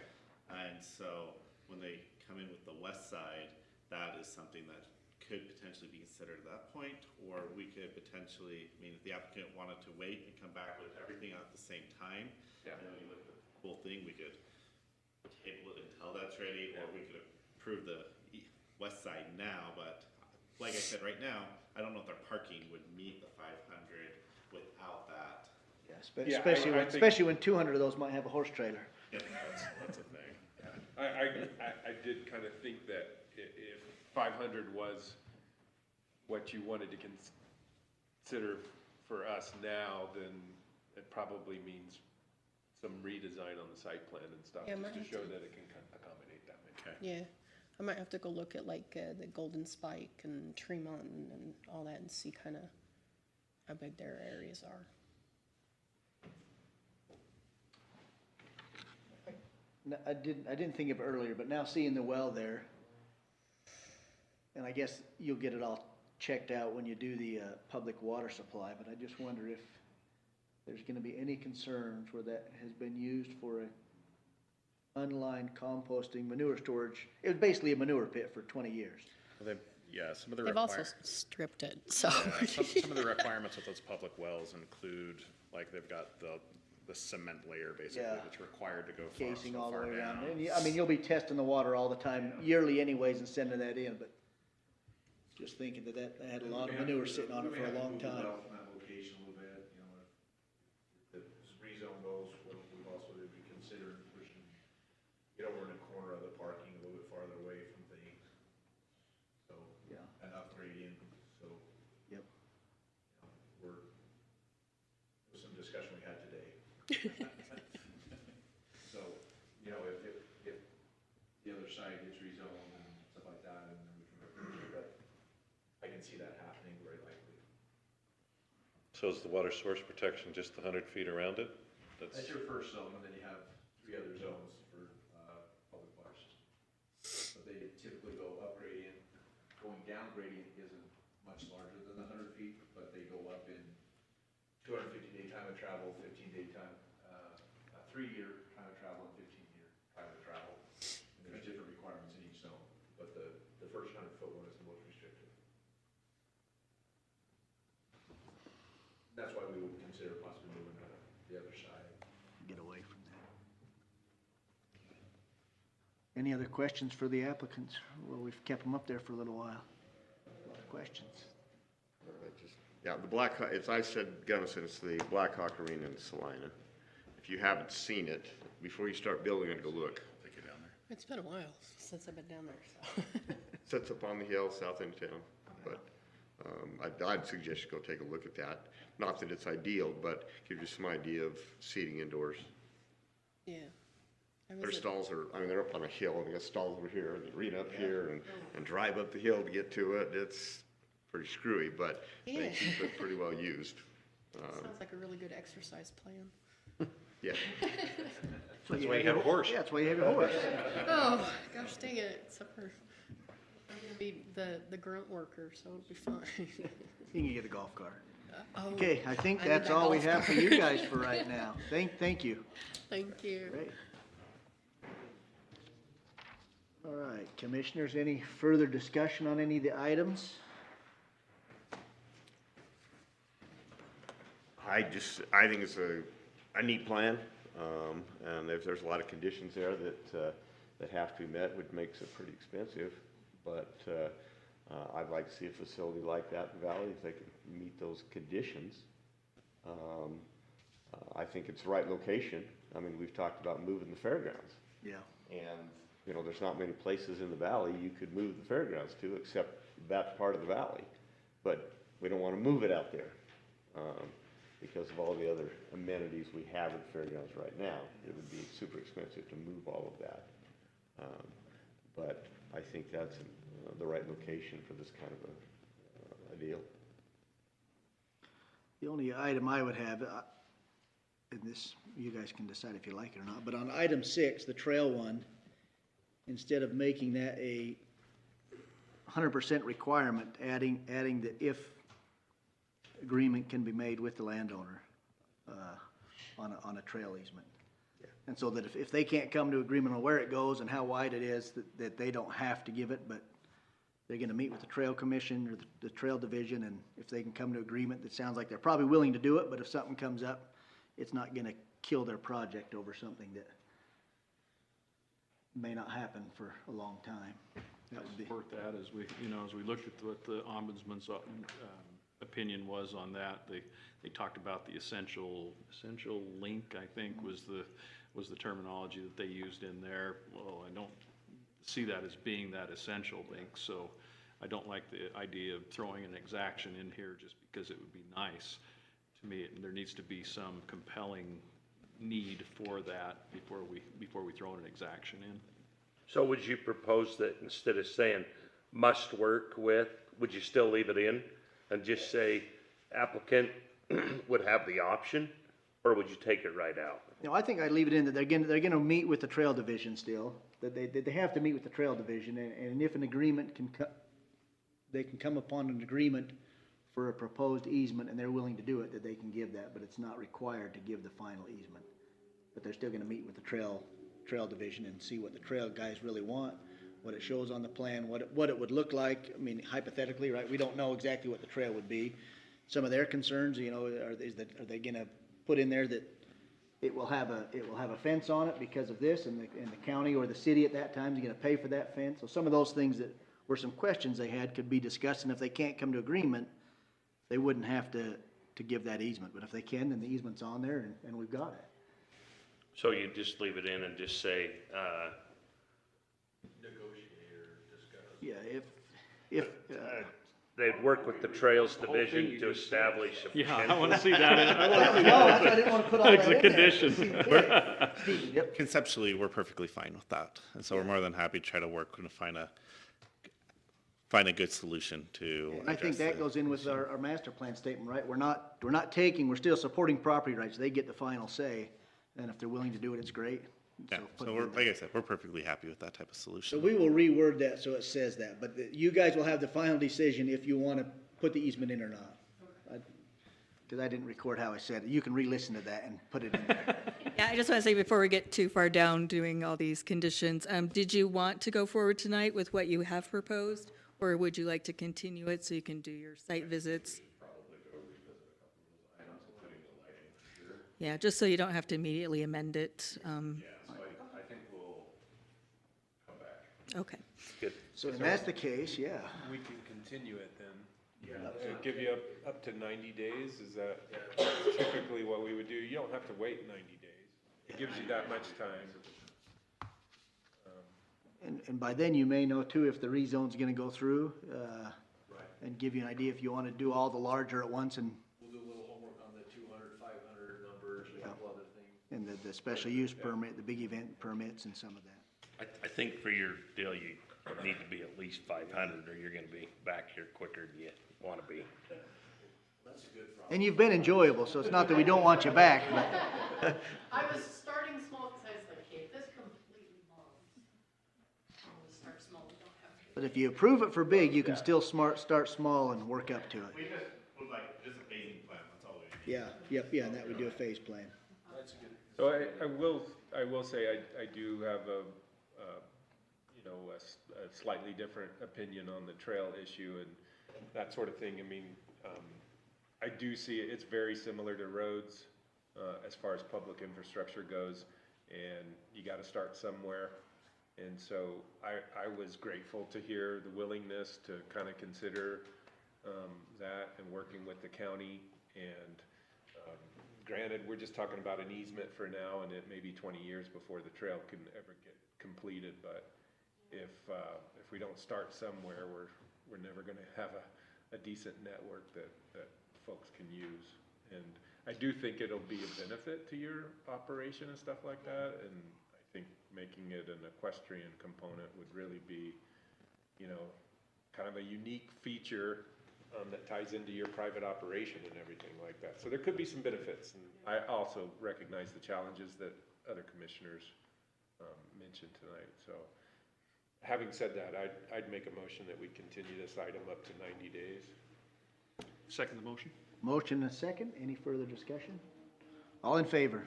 Aye. See you back in the next few months. Yeah, good luck, Clive. It's a great project. I think the reality is this will probably go big enough that Nibley will dive on it, and you'll have water and sewer and some of these questions that we've I think they would want to be concerned about yeah. go away.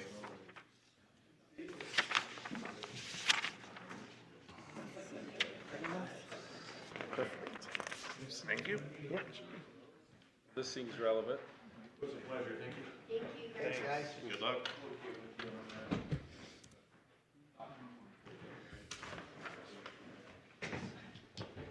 Well, if we're doing that, I'm. We're gonna take a minute All right, we're taking a 2-minute break, it sounds In like. memory of, Phil Olson. Drink all that water, while we have snacks in here. We'll be out of here by 7, jinxed it. Yeah. Yeah, who did say that? No one understands jinxes. Hey, I I think I saw can be policy fairly, discussion on there, I knew it was all over. I can be fairly quick tonight. Unlike last month. What's fairly quick? Yeah.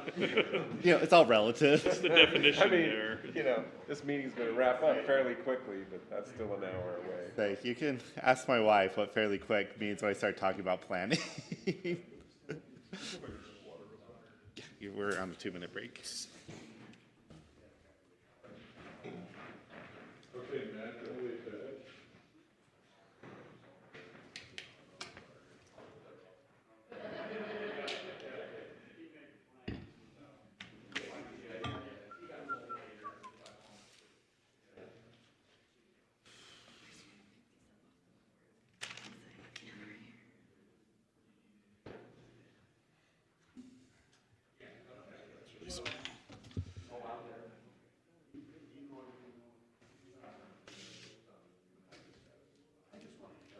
Nolan, how do we get the press to talk about the open space work that's going on? Because I didn't see anything. Dave and I about asked about that. about the Yeah. I've been looking at the sitting paper. right and next to just- the press guy thinking, I'm Or sure like, this is did gonna he be in the sleep paper. through that, or what did he do? I mean, it was a big deal just Huge to deal. get to our first recommendation, and so I've been disappointed not to see anything in the paper. Haven't heard anything. What was the recommendation?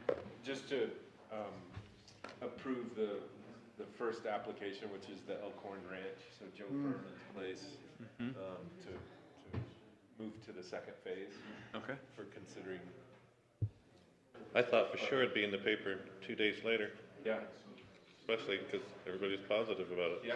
so. I was hoping for it because I was hoping, oh, if more people see it, we'll get Yeah, more that's- applications. I have about 4 or 5 people who've told me they're gonna apply that I haven't seen anything from, but. I talked to a guy yesterday, he's like, I have the application on my desk and I'm gonna turn it in here soon. I'm like, okay, well, sooner the better. The hard part's not the county, it's the partner money you gotta find. That's true, yeah, this is, He's got. our decision-making's fairly easy and Yeah. straightforward, I think. The other funding is always the challenge. Yeah. All right, I think we're good to go.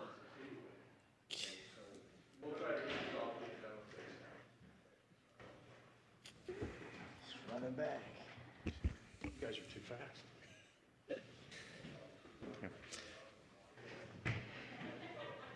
So I will commit to not being too long-winded tonight. You're committing to a number. Yeah, I was about to say 10 minutes, but I won't make any guarantees. So there's 2 items that we listed on the agenda. One was subdivision, and the other one was conditional use permit application standards. So I want to talk about subdivisions first because I think this is going to be fairly simple. This is the updated code that was approved this last legislative session. We recently updated our code, and one of the things that we did to update it is we required subdivision improvement plans from the get-go. As you can see in the blue that's crossed out, this was the old language that no later than 15 business days after the day on which an applicant submits a complete preliminary subdivision, land use application for a residential subdivision for single-family dwellings, 2-family dwellings, or townhomes, the county shall complete initial review of the application, including subdivision improvement plans. Based off that language, the Utah League of Cities and Towns and the Utah Association of Counties recommended that because of that, we were going to have to require subdivision improvement plans up front. And so when we updated our code, we required that as part of the preliminary plat process that they provide draft subdivision improvement plans, which we kind of considered that would be about a 30% done. But then after the preliminary approval, we'd require them to complete the rest of the plan. And I knew when we were doing that that is not what the legislature intended. And I knew this would be changed. And I hate being right sometimes, but here we are. So the code has now changed that a county may require subdivision improvement plan to be submitted with a subdivision application. A county may not require a subdivision improvement plan to be submitted with both a preliminary subdivision application and a final subdivision application.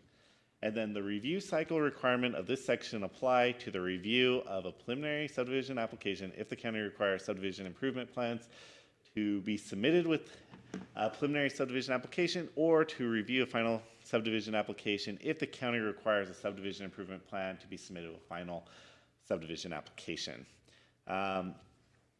So they clarified that we can only require that subdivision improvement plans are provided in either preliminary plat application or final plat application.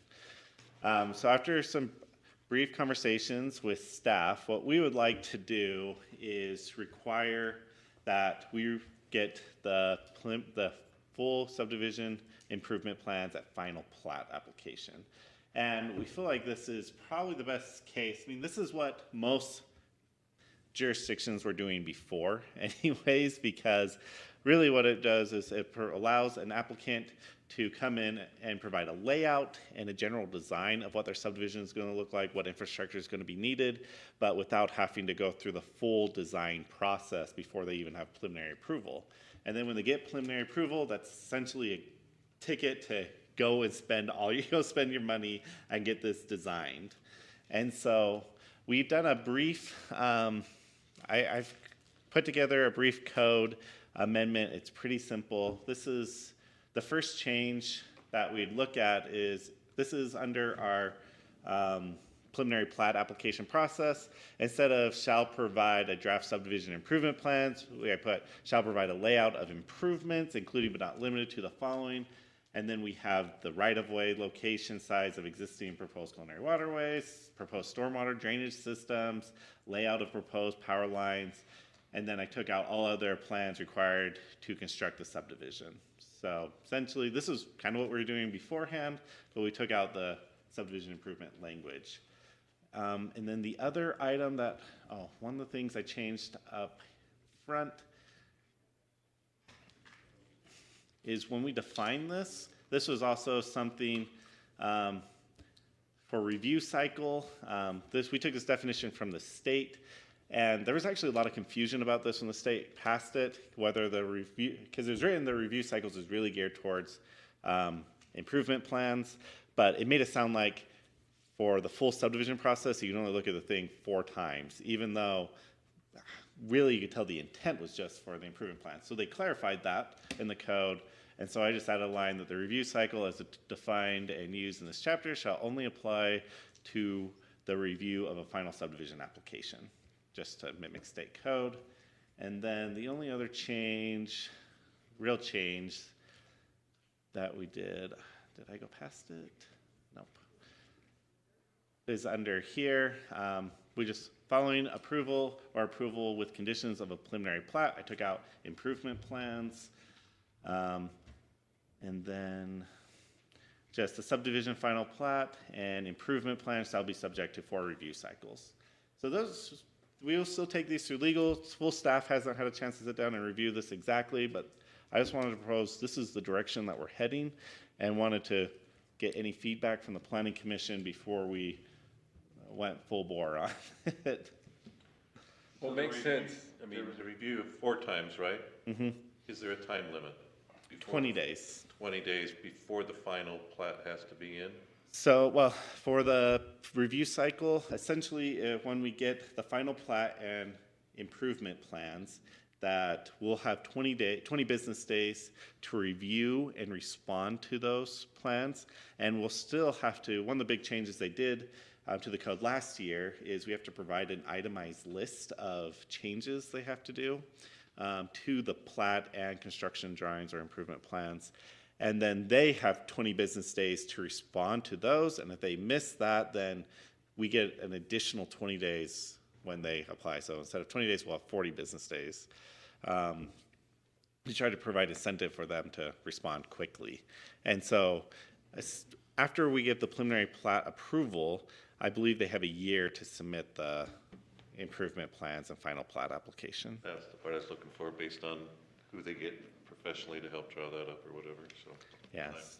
And so, I mean, we'll try to do everything we can to be well within that 20-day period, but just kind of depends on workflow and what we have coming. There's also a few criteria that if there's sensitive lands involved, that we exclude, that they don't, the 20-day review cycle is excluded for that section. And so if there's like hillsides or slopes, we can have more time to review those. But if it's just a subdivision with no sensitive lands, then 20 days, but then they have a year to apply after they get preliminary plat approval. Okay, that's kind of it for that section. Any questions? Pretty good. Okay, so the next section I want to talk about is our conditional use standards. Let's see, it's going to be a little hard to read.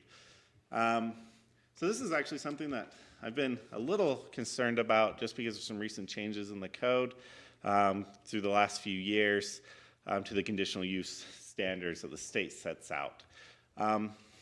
So as it reads, a county may adopt a land use ordinance that includes conditional use and provisions for conditional use that require compliance with objective standards set forth in applicable ordinances.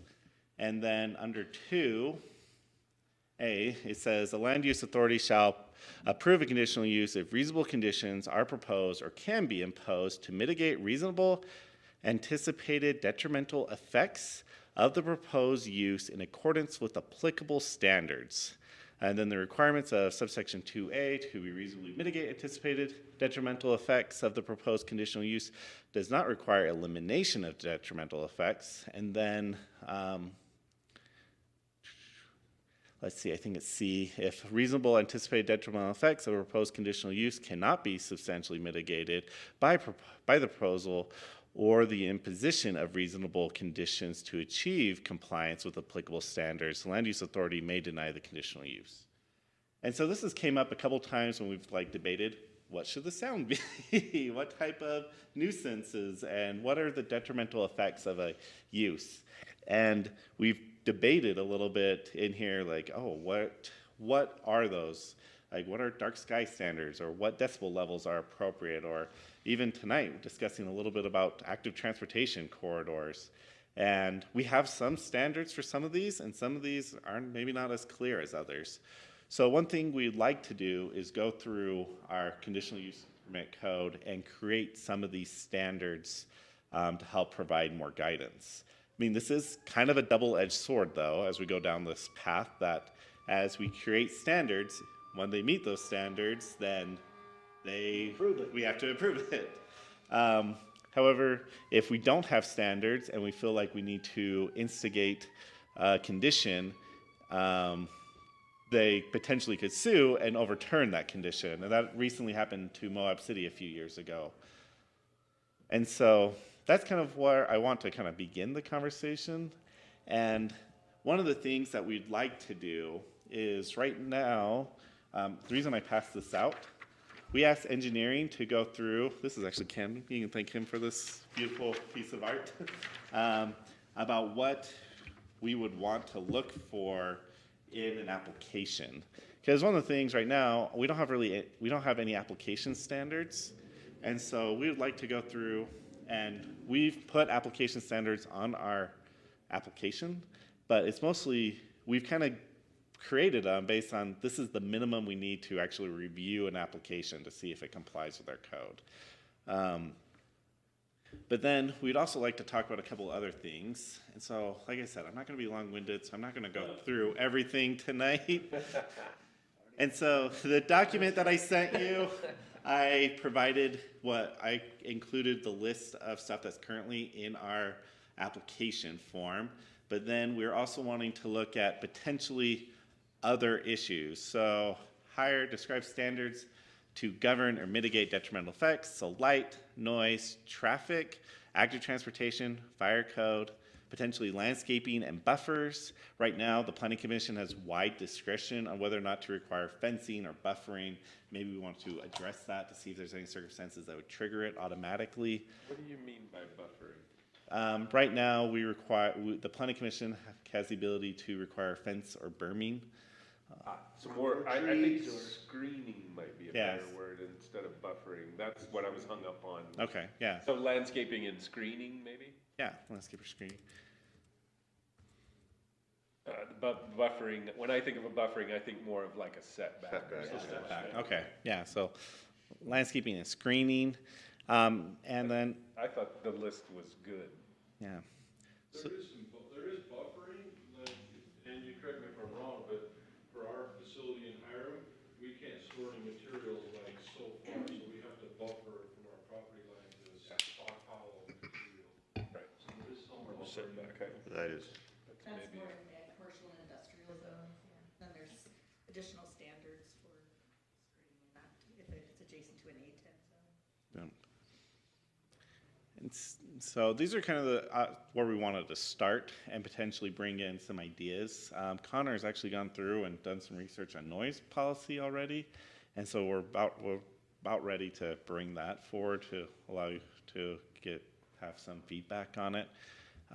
But some of these others, I would like to just start to dive in and look at what we feel like are appropriate. Like I said, for some of these, we already have some standards that are in place, but it might be unclear in some sections, like how we implement them. I think like the active transportation is a good example. We have a master plan that has standards for what those trails look like and where they're located, but it's a little bit unclear within our code of how we implement it. And so a few things like that I want to be clear on, and so we can be clear and upfront and treat property owners similarly in similar conditions or similar circumstances. Mr. Chairman, I just had a question on that as I was thinking about when you sent this out earlier. And I agree with Chris. I mean, I appreciate I see both sides of what we talked about tonight. I still firmly believe in the property rights, but if we don't have a plan somewhere. But with that, I just had a couple of questions. One that's been recent is how that deal here in Logan affected the trail access. And we don't need to go there, but the county at the same time still has, I know there's roads and there's accesses that have been accessible for long periods of time that are now, people are trying to stop them and block them.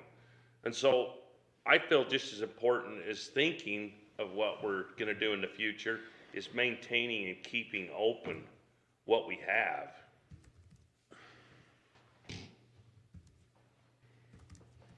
If there's a road or something going through a property that comes in, that there's something in there that's maintained. Yeah, that maintained we as make open. sure that them accesses are kept open, because, I mean, if somebody can just go put up a fence after 100 years of use and stop it, we're wasting our time even charting trails if we're not gonna be able to protect what we have and what we have going ahead. Yeah. I don't know what other people think, but.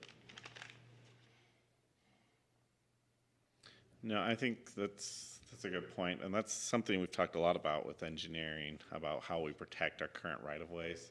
But I think you're right, there is one of the problems, particularly with active transportation corridors, is there's different laws that apply to those, and generally speaking, we have less authority in how we implement active transportation corridors than what we do for typical right-of-way. So no, I think that's a good point. It's something we can look into. I don't know if you're gonna address it tonight, but I did have one other question. I know you had sent out the email, which I really appreciated, you request for our feedback after last meeting, but whatever became, and maybe there was a notice sent and I missed it, but whatever became of the flag lots or that direction? So we're still working on it. And maybe I can be corrected if I'm wrong. My general impression from the Planning Commission was it might not be as high priority as some of these other things that are bubbling up. And so as we talked about it as staff, we felt like maybe we can address the subdivision and conditional use permit codes first and continue to work on the flag lot It seems issue. like we get a lot more of those than I the think flag that's lot right. issues that come up. Yeah. Absolutely. I think this is a great list. If we had more direction on these components here, I would feel a lot better about, working to try to mitigate potential negative effects from CUP projects. It'd be great to And have. it gives the applicant, when they come in, they know these are some things, depending on their project, some of them they won't apply, but they know these are things you're gonna have to figure out how to mitigate, potentially to get this through. And so it's not something they come here and like, oh, you gotta look at noise.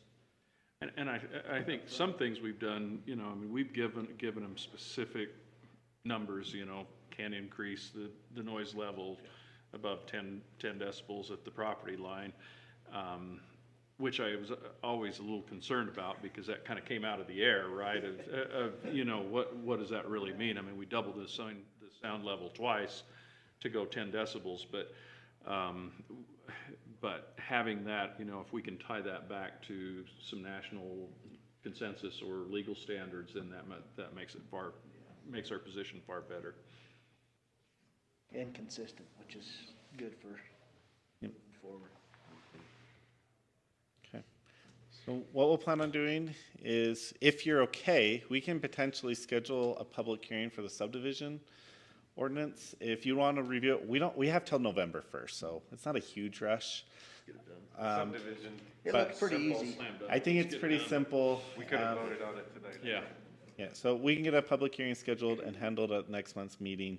I'll confirm with Fire and Public Works that there's not any additional feedback. Like I said, I talked to both bodies briefly about it, and that was kind of the consensus, but we'll sit down with them and just make sure there's no other concerns before we advertise. And the other thing that's going to be a little bit unique, the subdivision, the code that was passed by the state says the code will come into effect November 1st. Typically, it comes to effect sooner and then gives us time to come into compliance. So likely, whatever we approve, we'll probably put in our ordinance that it will also become effective the same time. So it might not be effective until November 1st, even if we pass it in August or September, whatever it is. And then for these, we'll sit down with the other group, with our staff, and start brainstorming and looking at different standards, and we can bring in a few options and a few ideas to the Planning Commission next month. But we won't anticipate holding any type of public hearing for that for a few months, so we can workshop through some of these items. Mr. Chairman, with Governor Cox's direction on everybody having to have allotment for affordable housing, is that only applicable to cities, or does the counties have to have that also within the next year?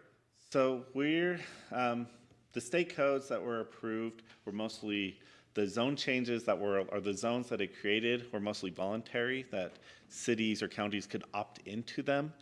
We still have to do a moderate income housing plan, and we have to report that to the state each year. They changed some of the reporting requirements, but as long as we're making progress on that plan and the menu items, then we're going to be fine. Even with his comments the other day. Mm-hmm. Yep. It sounded like if he didn't think the progress was fast enough in the legislature, they were gonna change the rules pretty quick. That's what I took it as. Yeah, and I agree. He didn't think the pieces we were putting in to say we met the requirements were doing anything. Well, the main reason I ask about that is because the only thing I can really think that we as a county can do to control cost is our roads. But that's a two-edged sword, because if we're making people pave, like we discussed previously, and I don't want to open another can of worms, but I just simply was curious if we were under that requirement, and if we were, what's some of the stuff that we could even control to make housing more affordable in our county? It sounded to me like the big thing he wanted was approving smaller lots.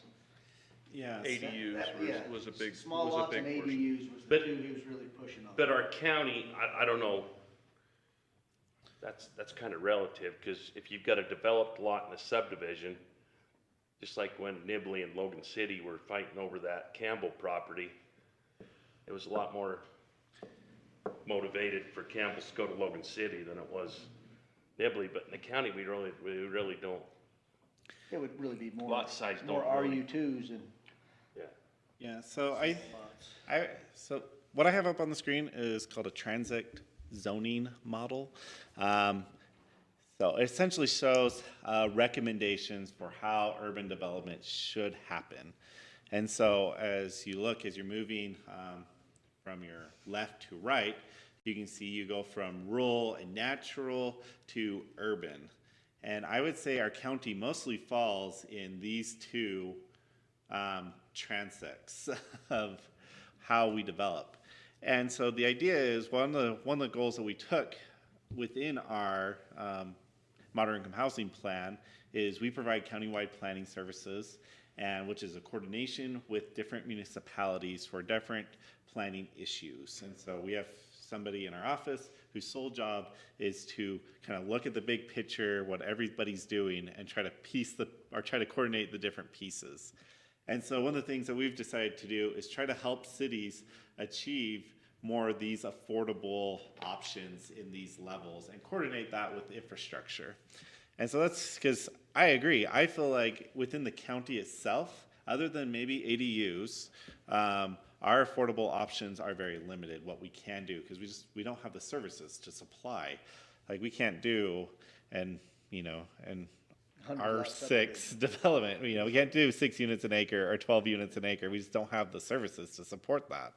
While other cities, most of our main urban cities, kind of in the core, have the ability to provide those services. So one of the options that we've picked and pursue is to try to coordinate with those cities to help them create more affordable options within their jurisdictions.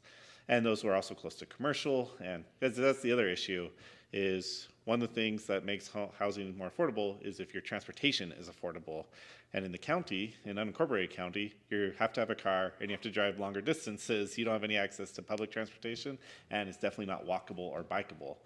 But if you're building townhomes right behind a grocery store and next to a bus stop, then it becomes a lot more affordable. You don't necessarily need a car to navigate those type of situations. We have several people working for the county that don't have vehicles, that live in more urban areas of the county and are able to navigate.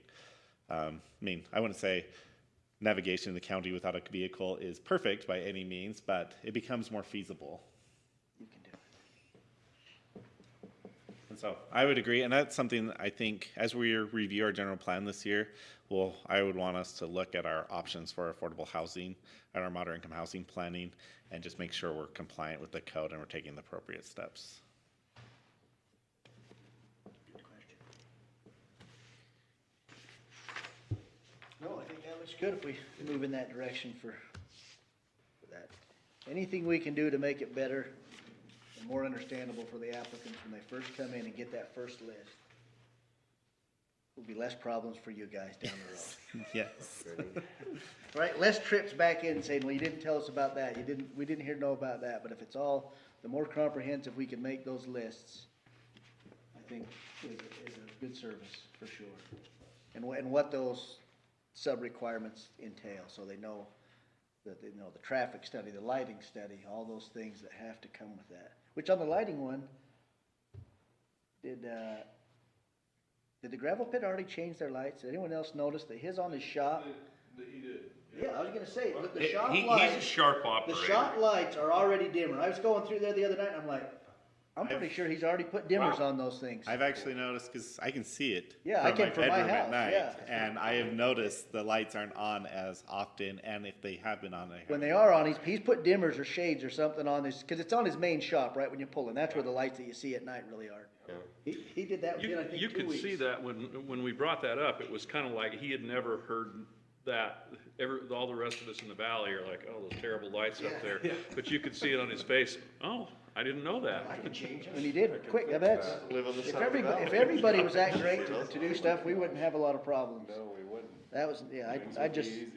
so if you talk to him again in the near future, if anyone does, Yeah, tell him give him a thanks. kudos for that. That was a Yeah. quick change. Now, they'll have the flashing lights are being, wired in now, aren't they? DOT? Yeah, they're actually installing similar to the flashing lights that say stop ahead. Mhm. When there's a truck parked at the intersection of the county road and the state road, or there's a truck occupying that area, Yeah. those lights will come on. So you know. Wow. Yeah, I see them doing all the plumbing for it and something else. Have you guys saw or heard of any recent applications involving ag, let's see, what do we call it? Ag tourism? Ag tourism, yes. I say, we've had a few people ask us about it, but I haven't seen anything, I don't know of anything pending or about to come in.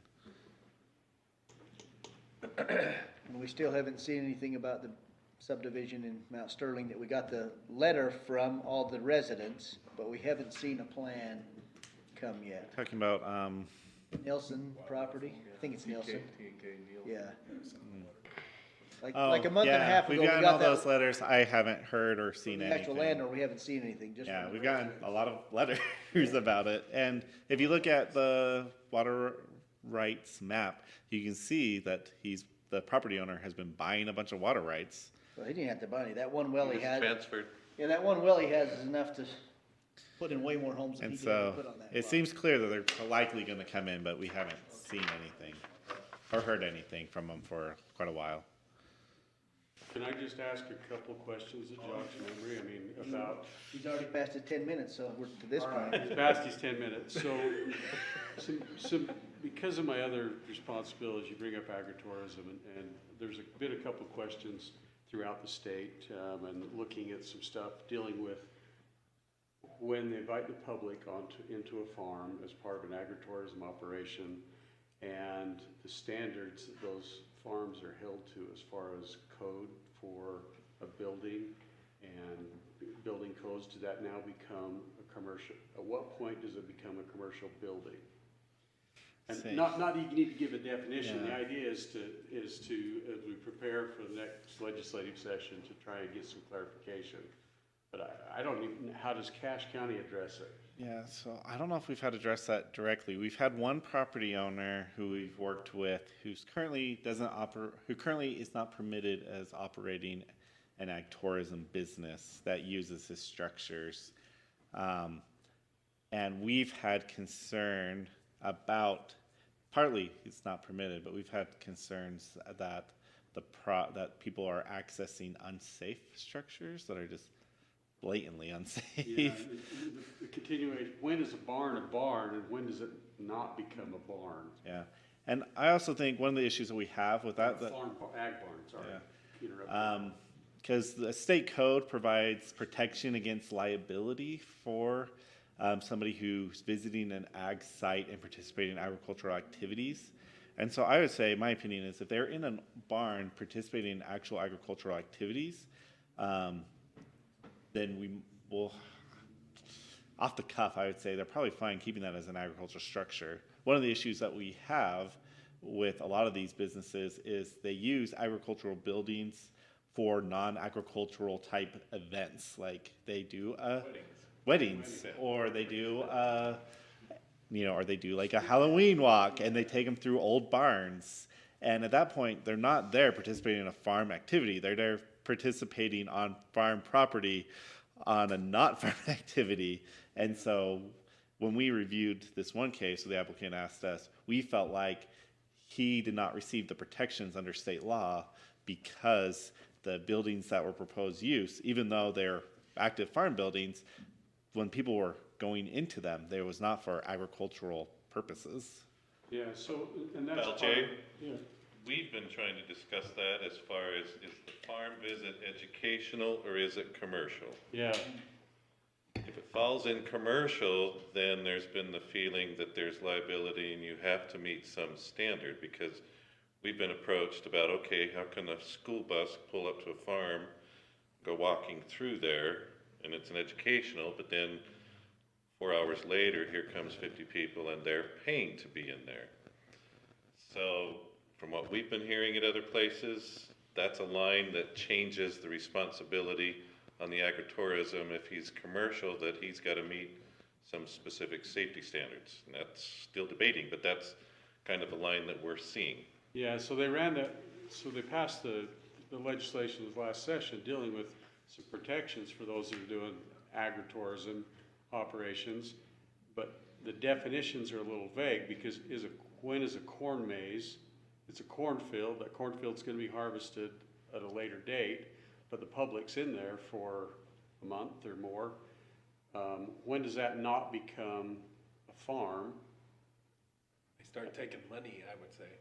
See, and that's the other thing when we talked about commercial agritourism, that 50% of the product or whatever comes from there comes from Cache Valley as a farm. I mean, we had this debate here. A person brought in trees on an agritourism thing, but the trees weren't grown in Cache Valley.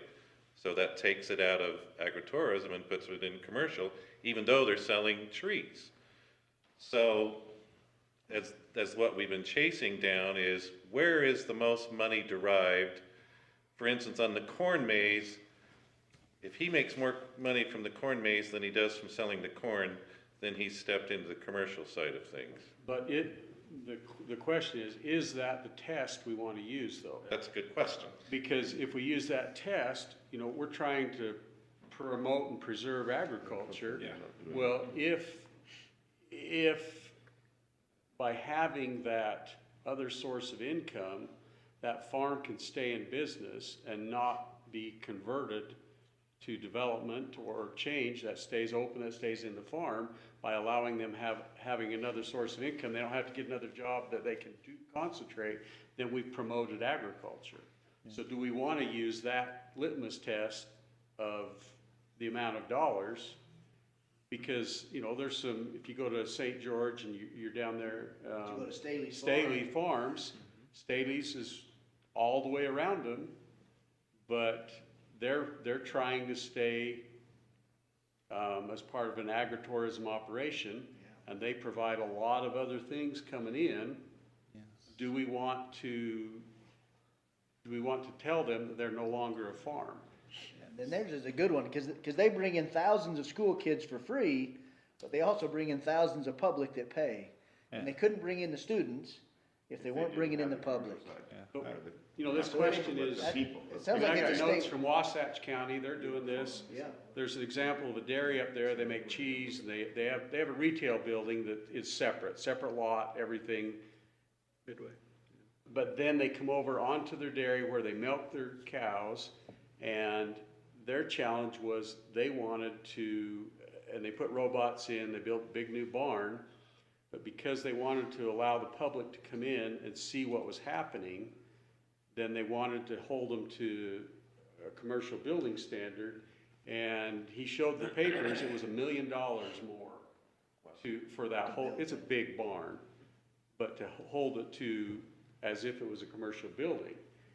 And they said, well, okay, we're not gonna invite the public we're gonna build a milk barn.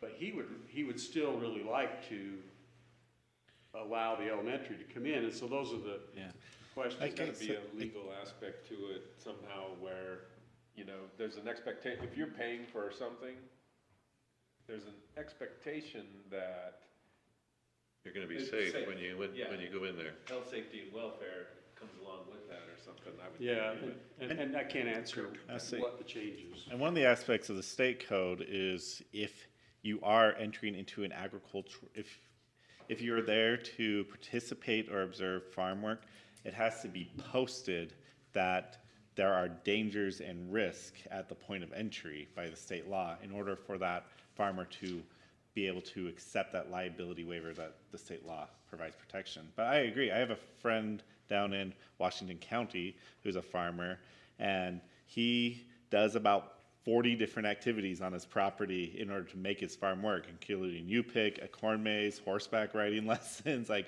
all sorts of stuff in order to maintain his agricultural lifestyle that he wants to maintain, because just his farm alone doesn't cut it. So I think that's kind of the idea behind it, and whether or not our policies are allowing that to happen, I think is worth discussing.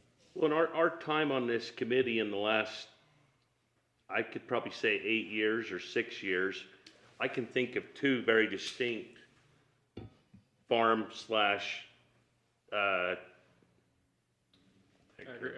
agri-entertainment. One of them was a restaurant that had built all their buildings off of a farm permit, if they even had a farm permit to build them. And when the county stepped in, they just shut down because they couldn't comply. And they didn't want to comply. They just shut down. The other one was a event center that was built as a machine shed on an ag permit. But once it was brought to their attention, they fully come to compliance and took it to the next level.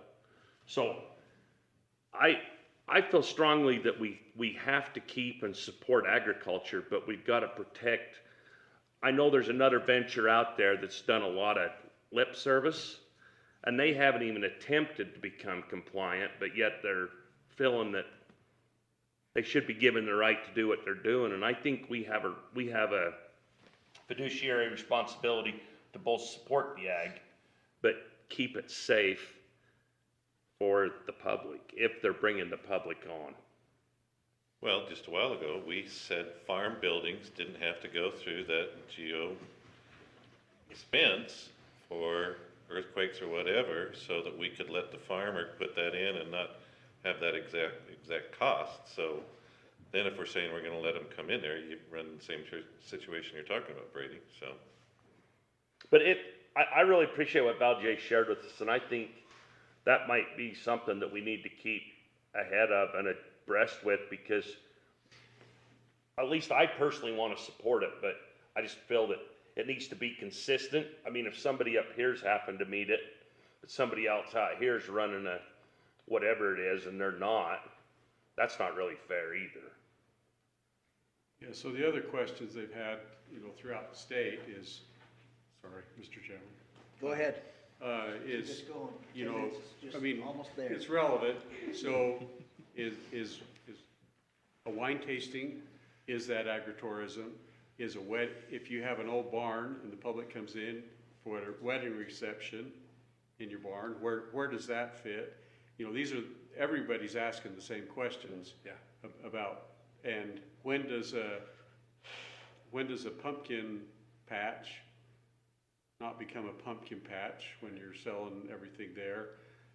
If you have a corn maze and you build a tower out in the middle of your corn maze, what does that, if a farmer builds it with old boards and rusty nails, is that? Pallets? I put my notes away. I thought I had to leave. My sprayer was stuck in the middle of the road, but he got it. He got it. Blocking the road. I think that's the tough thing, but there's so many variables in there, and it's happening all across the state now, right? And it's gonna happen more and more, so I think if we can at least start the discussion and see where that, because I think some of them probably fall under, it needs to be commercial, right? And commercial, one of the big ones with the commercial is it's probably gonna have a fire system in it. It's some of those things, and that's where a lot of the big costs start to come. And there's others that maybe just regular building codes might meet, and I don't know how you decipher that, but I think we need to start that, because if all of them have to go to commercial, a lot of them aren't gonna do it, and those farms will just get developed. So if there's a middle ground we can figure out, and I think in your position, right, figure out how they're doing it in other counties and bring some of that back maybe so we can discuss it. But Well, that's why I bring it up here is, because, during this summer and in preparing for next year, the discussion's gonna continue about, It's a big discussion at Farm Bureau, for sure. Back to your. where we fit, and so I'd love your input. Yeah. Val J, I think on your last couple of questions, though, the way at Cache County, we've been distinguishing it is, that these other uses, is wine tasting, those sorts of questions you were asking, they have to be secondary to the primary use of agriculture. So if it's a functioning operation and everything like that, these other things, at least so far, we've been willing to say, that's fine. Yeah, if they produce their grapes, and then he can be a wine tasting. Majority of them. Yes, then he's met the agritourism side, so that, because then we get answering the question, are we just supporting a commercial business in an agricultural area? Yeah. So that, like the trees, I bought the trees from Washington and I'm gonna sell them here, but that didn't meet our code because he didn't grow them here. Now that's a tough sign, but he just became a commercial person competing against like Anderson's Seed, where who's selling his trees in his nurseries, so it becomes hard on that. they probably bought them from the same place. Could have been. There's only a few really big I'll do some national review, and nurseries. I can contact you and we can sit down and talk about it. We were in a meeting a couple of weeks ago and he just went off. Okay, anything further? What's next month? We have a few things that are coming through. We have a couple subdivisions. Couple subdivisions, a CUP or two, and Powder Mountain wants to do a development agreement. Yeah. So not much. So plan on 10 o'clock. I would say we haven't done a development agreement like this before, but after talking to them, this was a legal route that they wanted to apply for. And so essentially, what our code allows is somebody can apply to do something outside of our general code standards through a development agreement, if the development agreement is treated like a code update. And so if we have the public hearing, has a recommendation from the planning commission and approved by the council.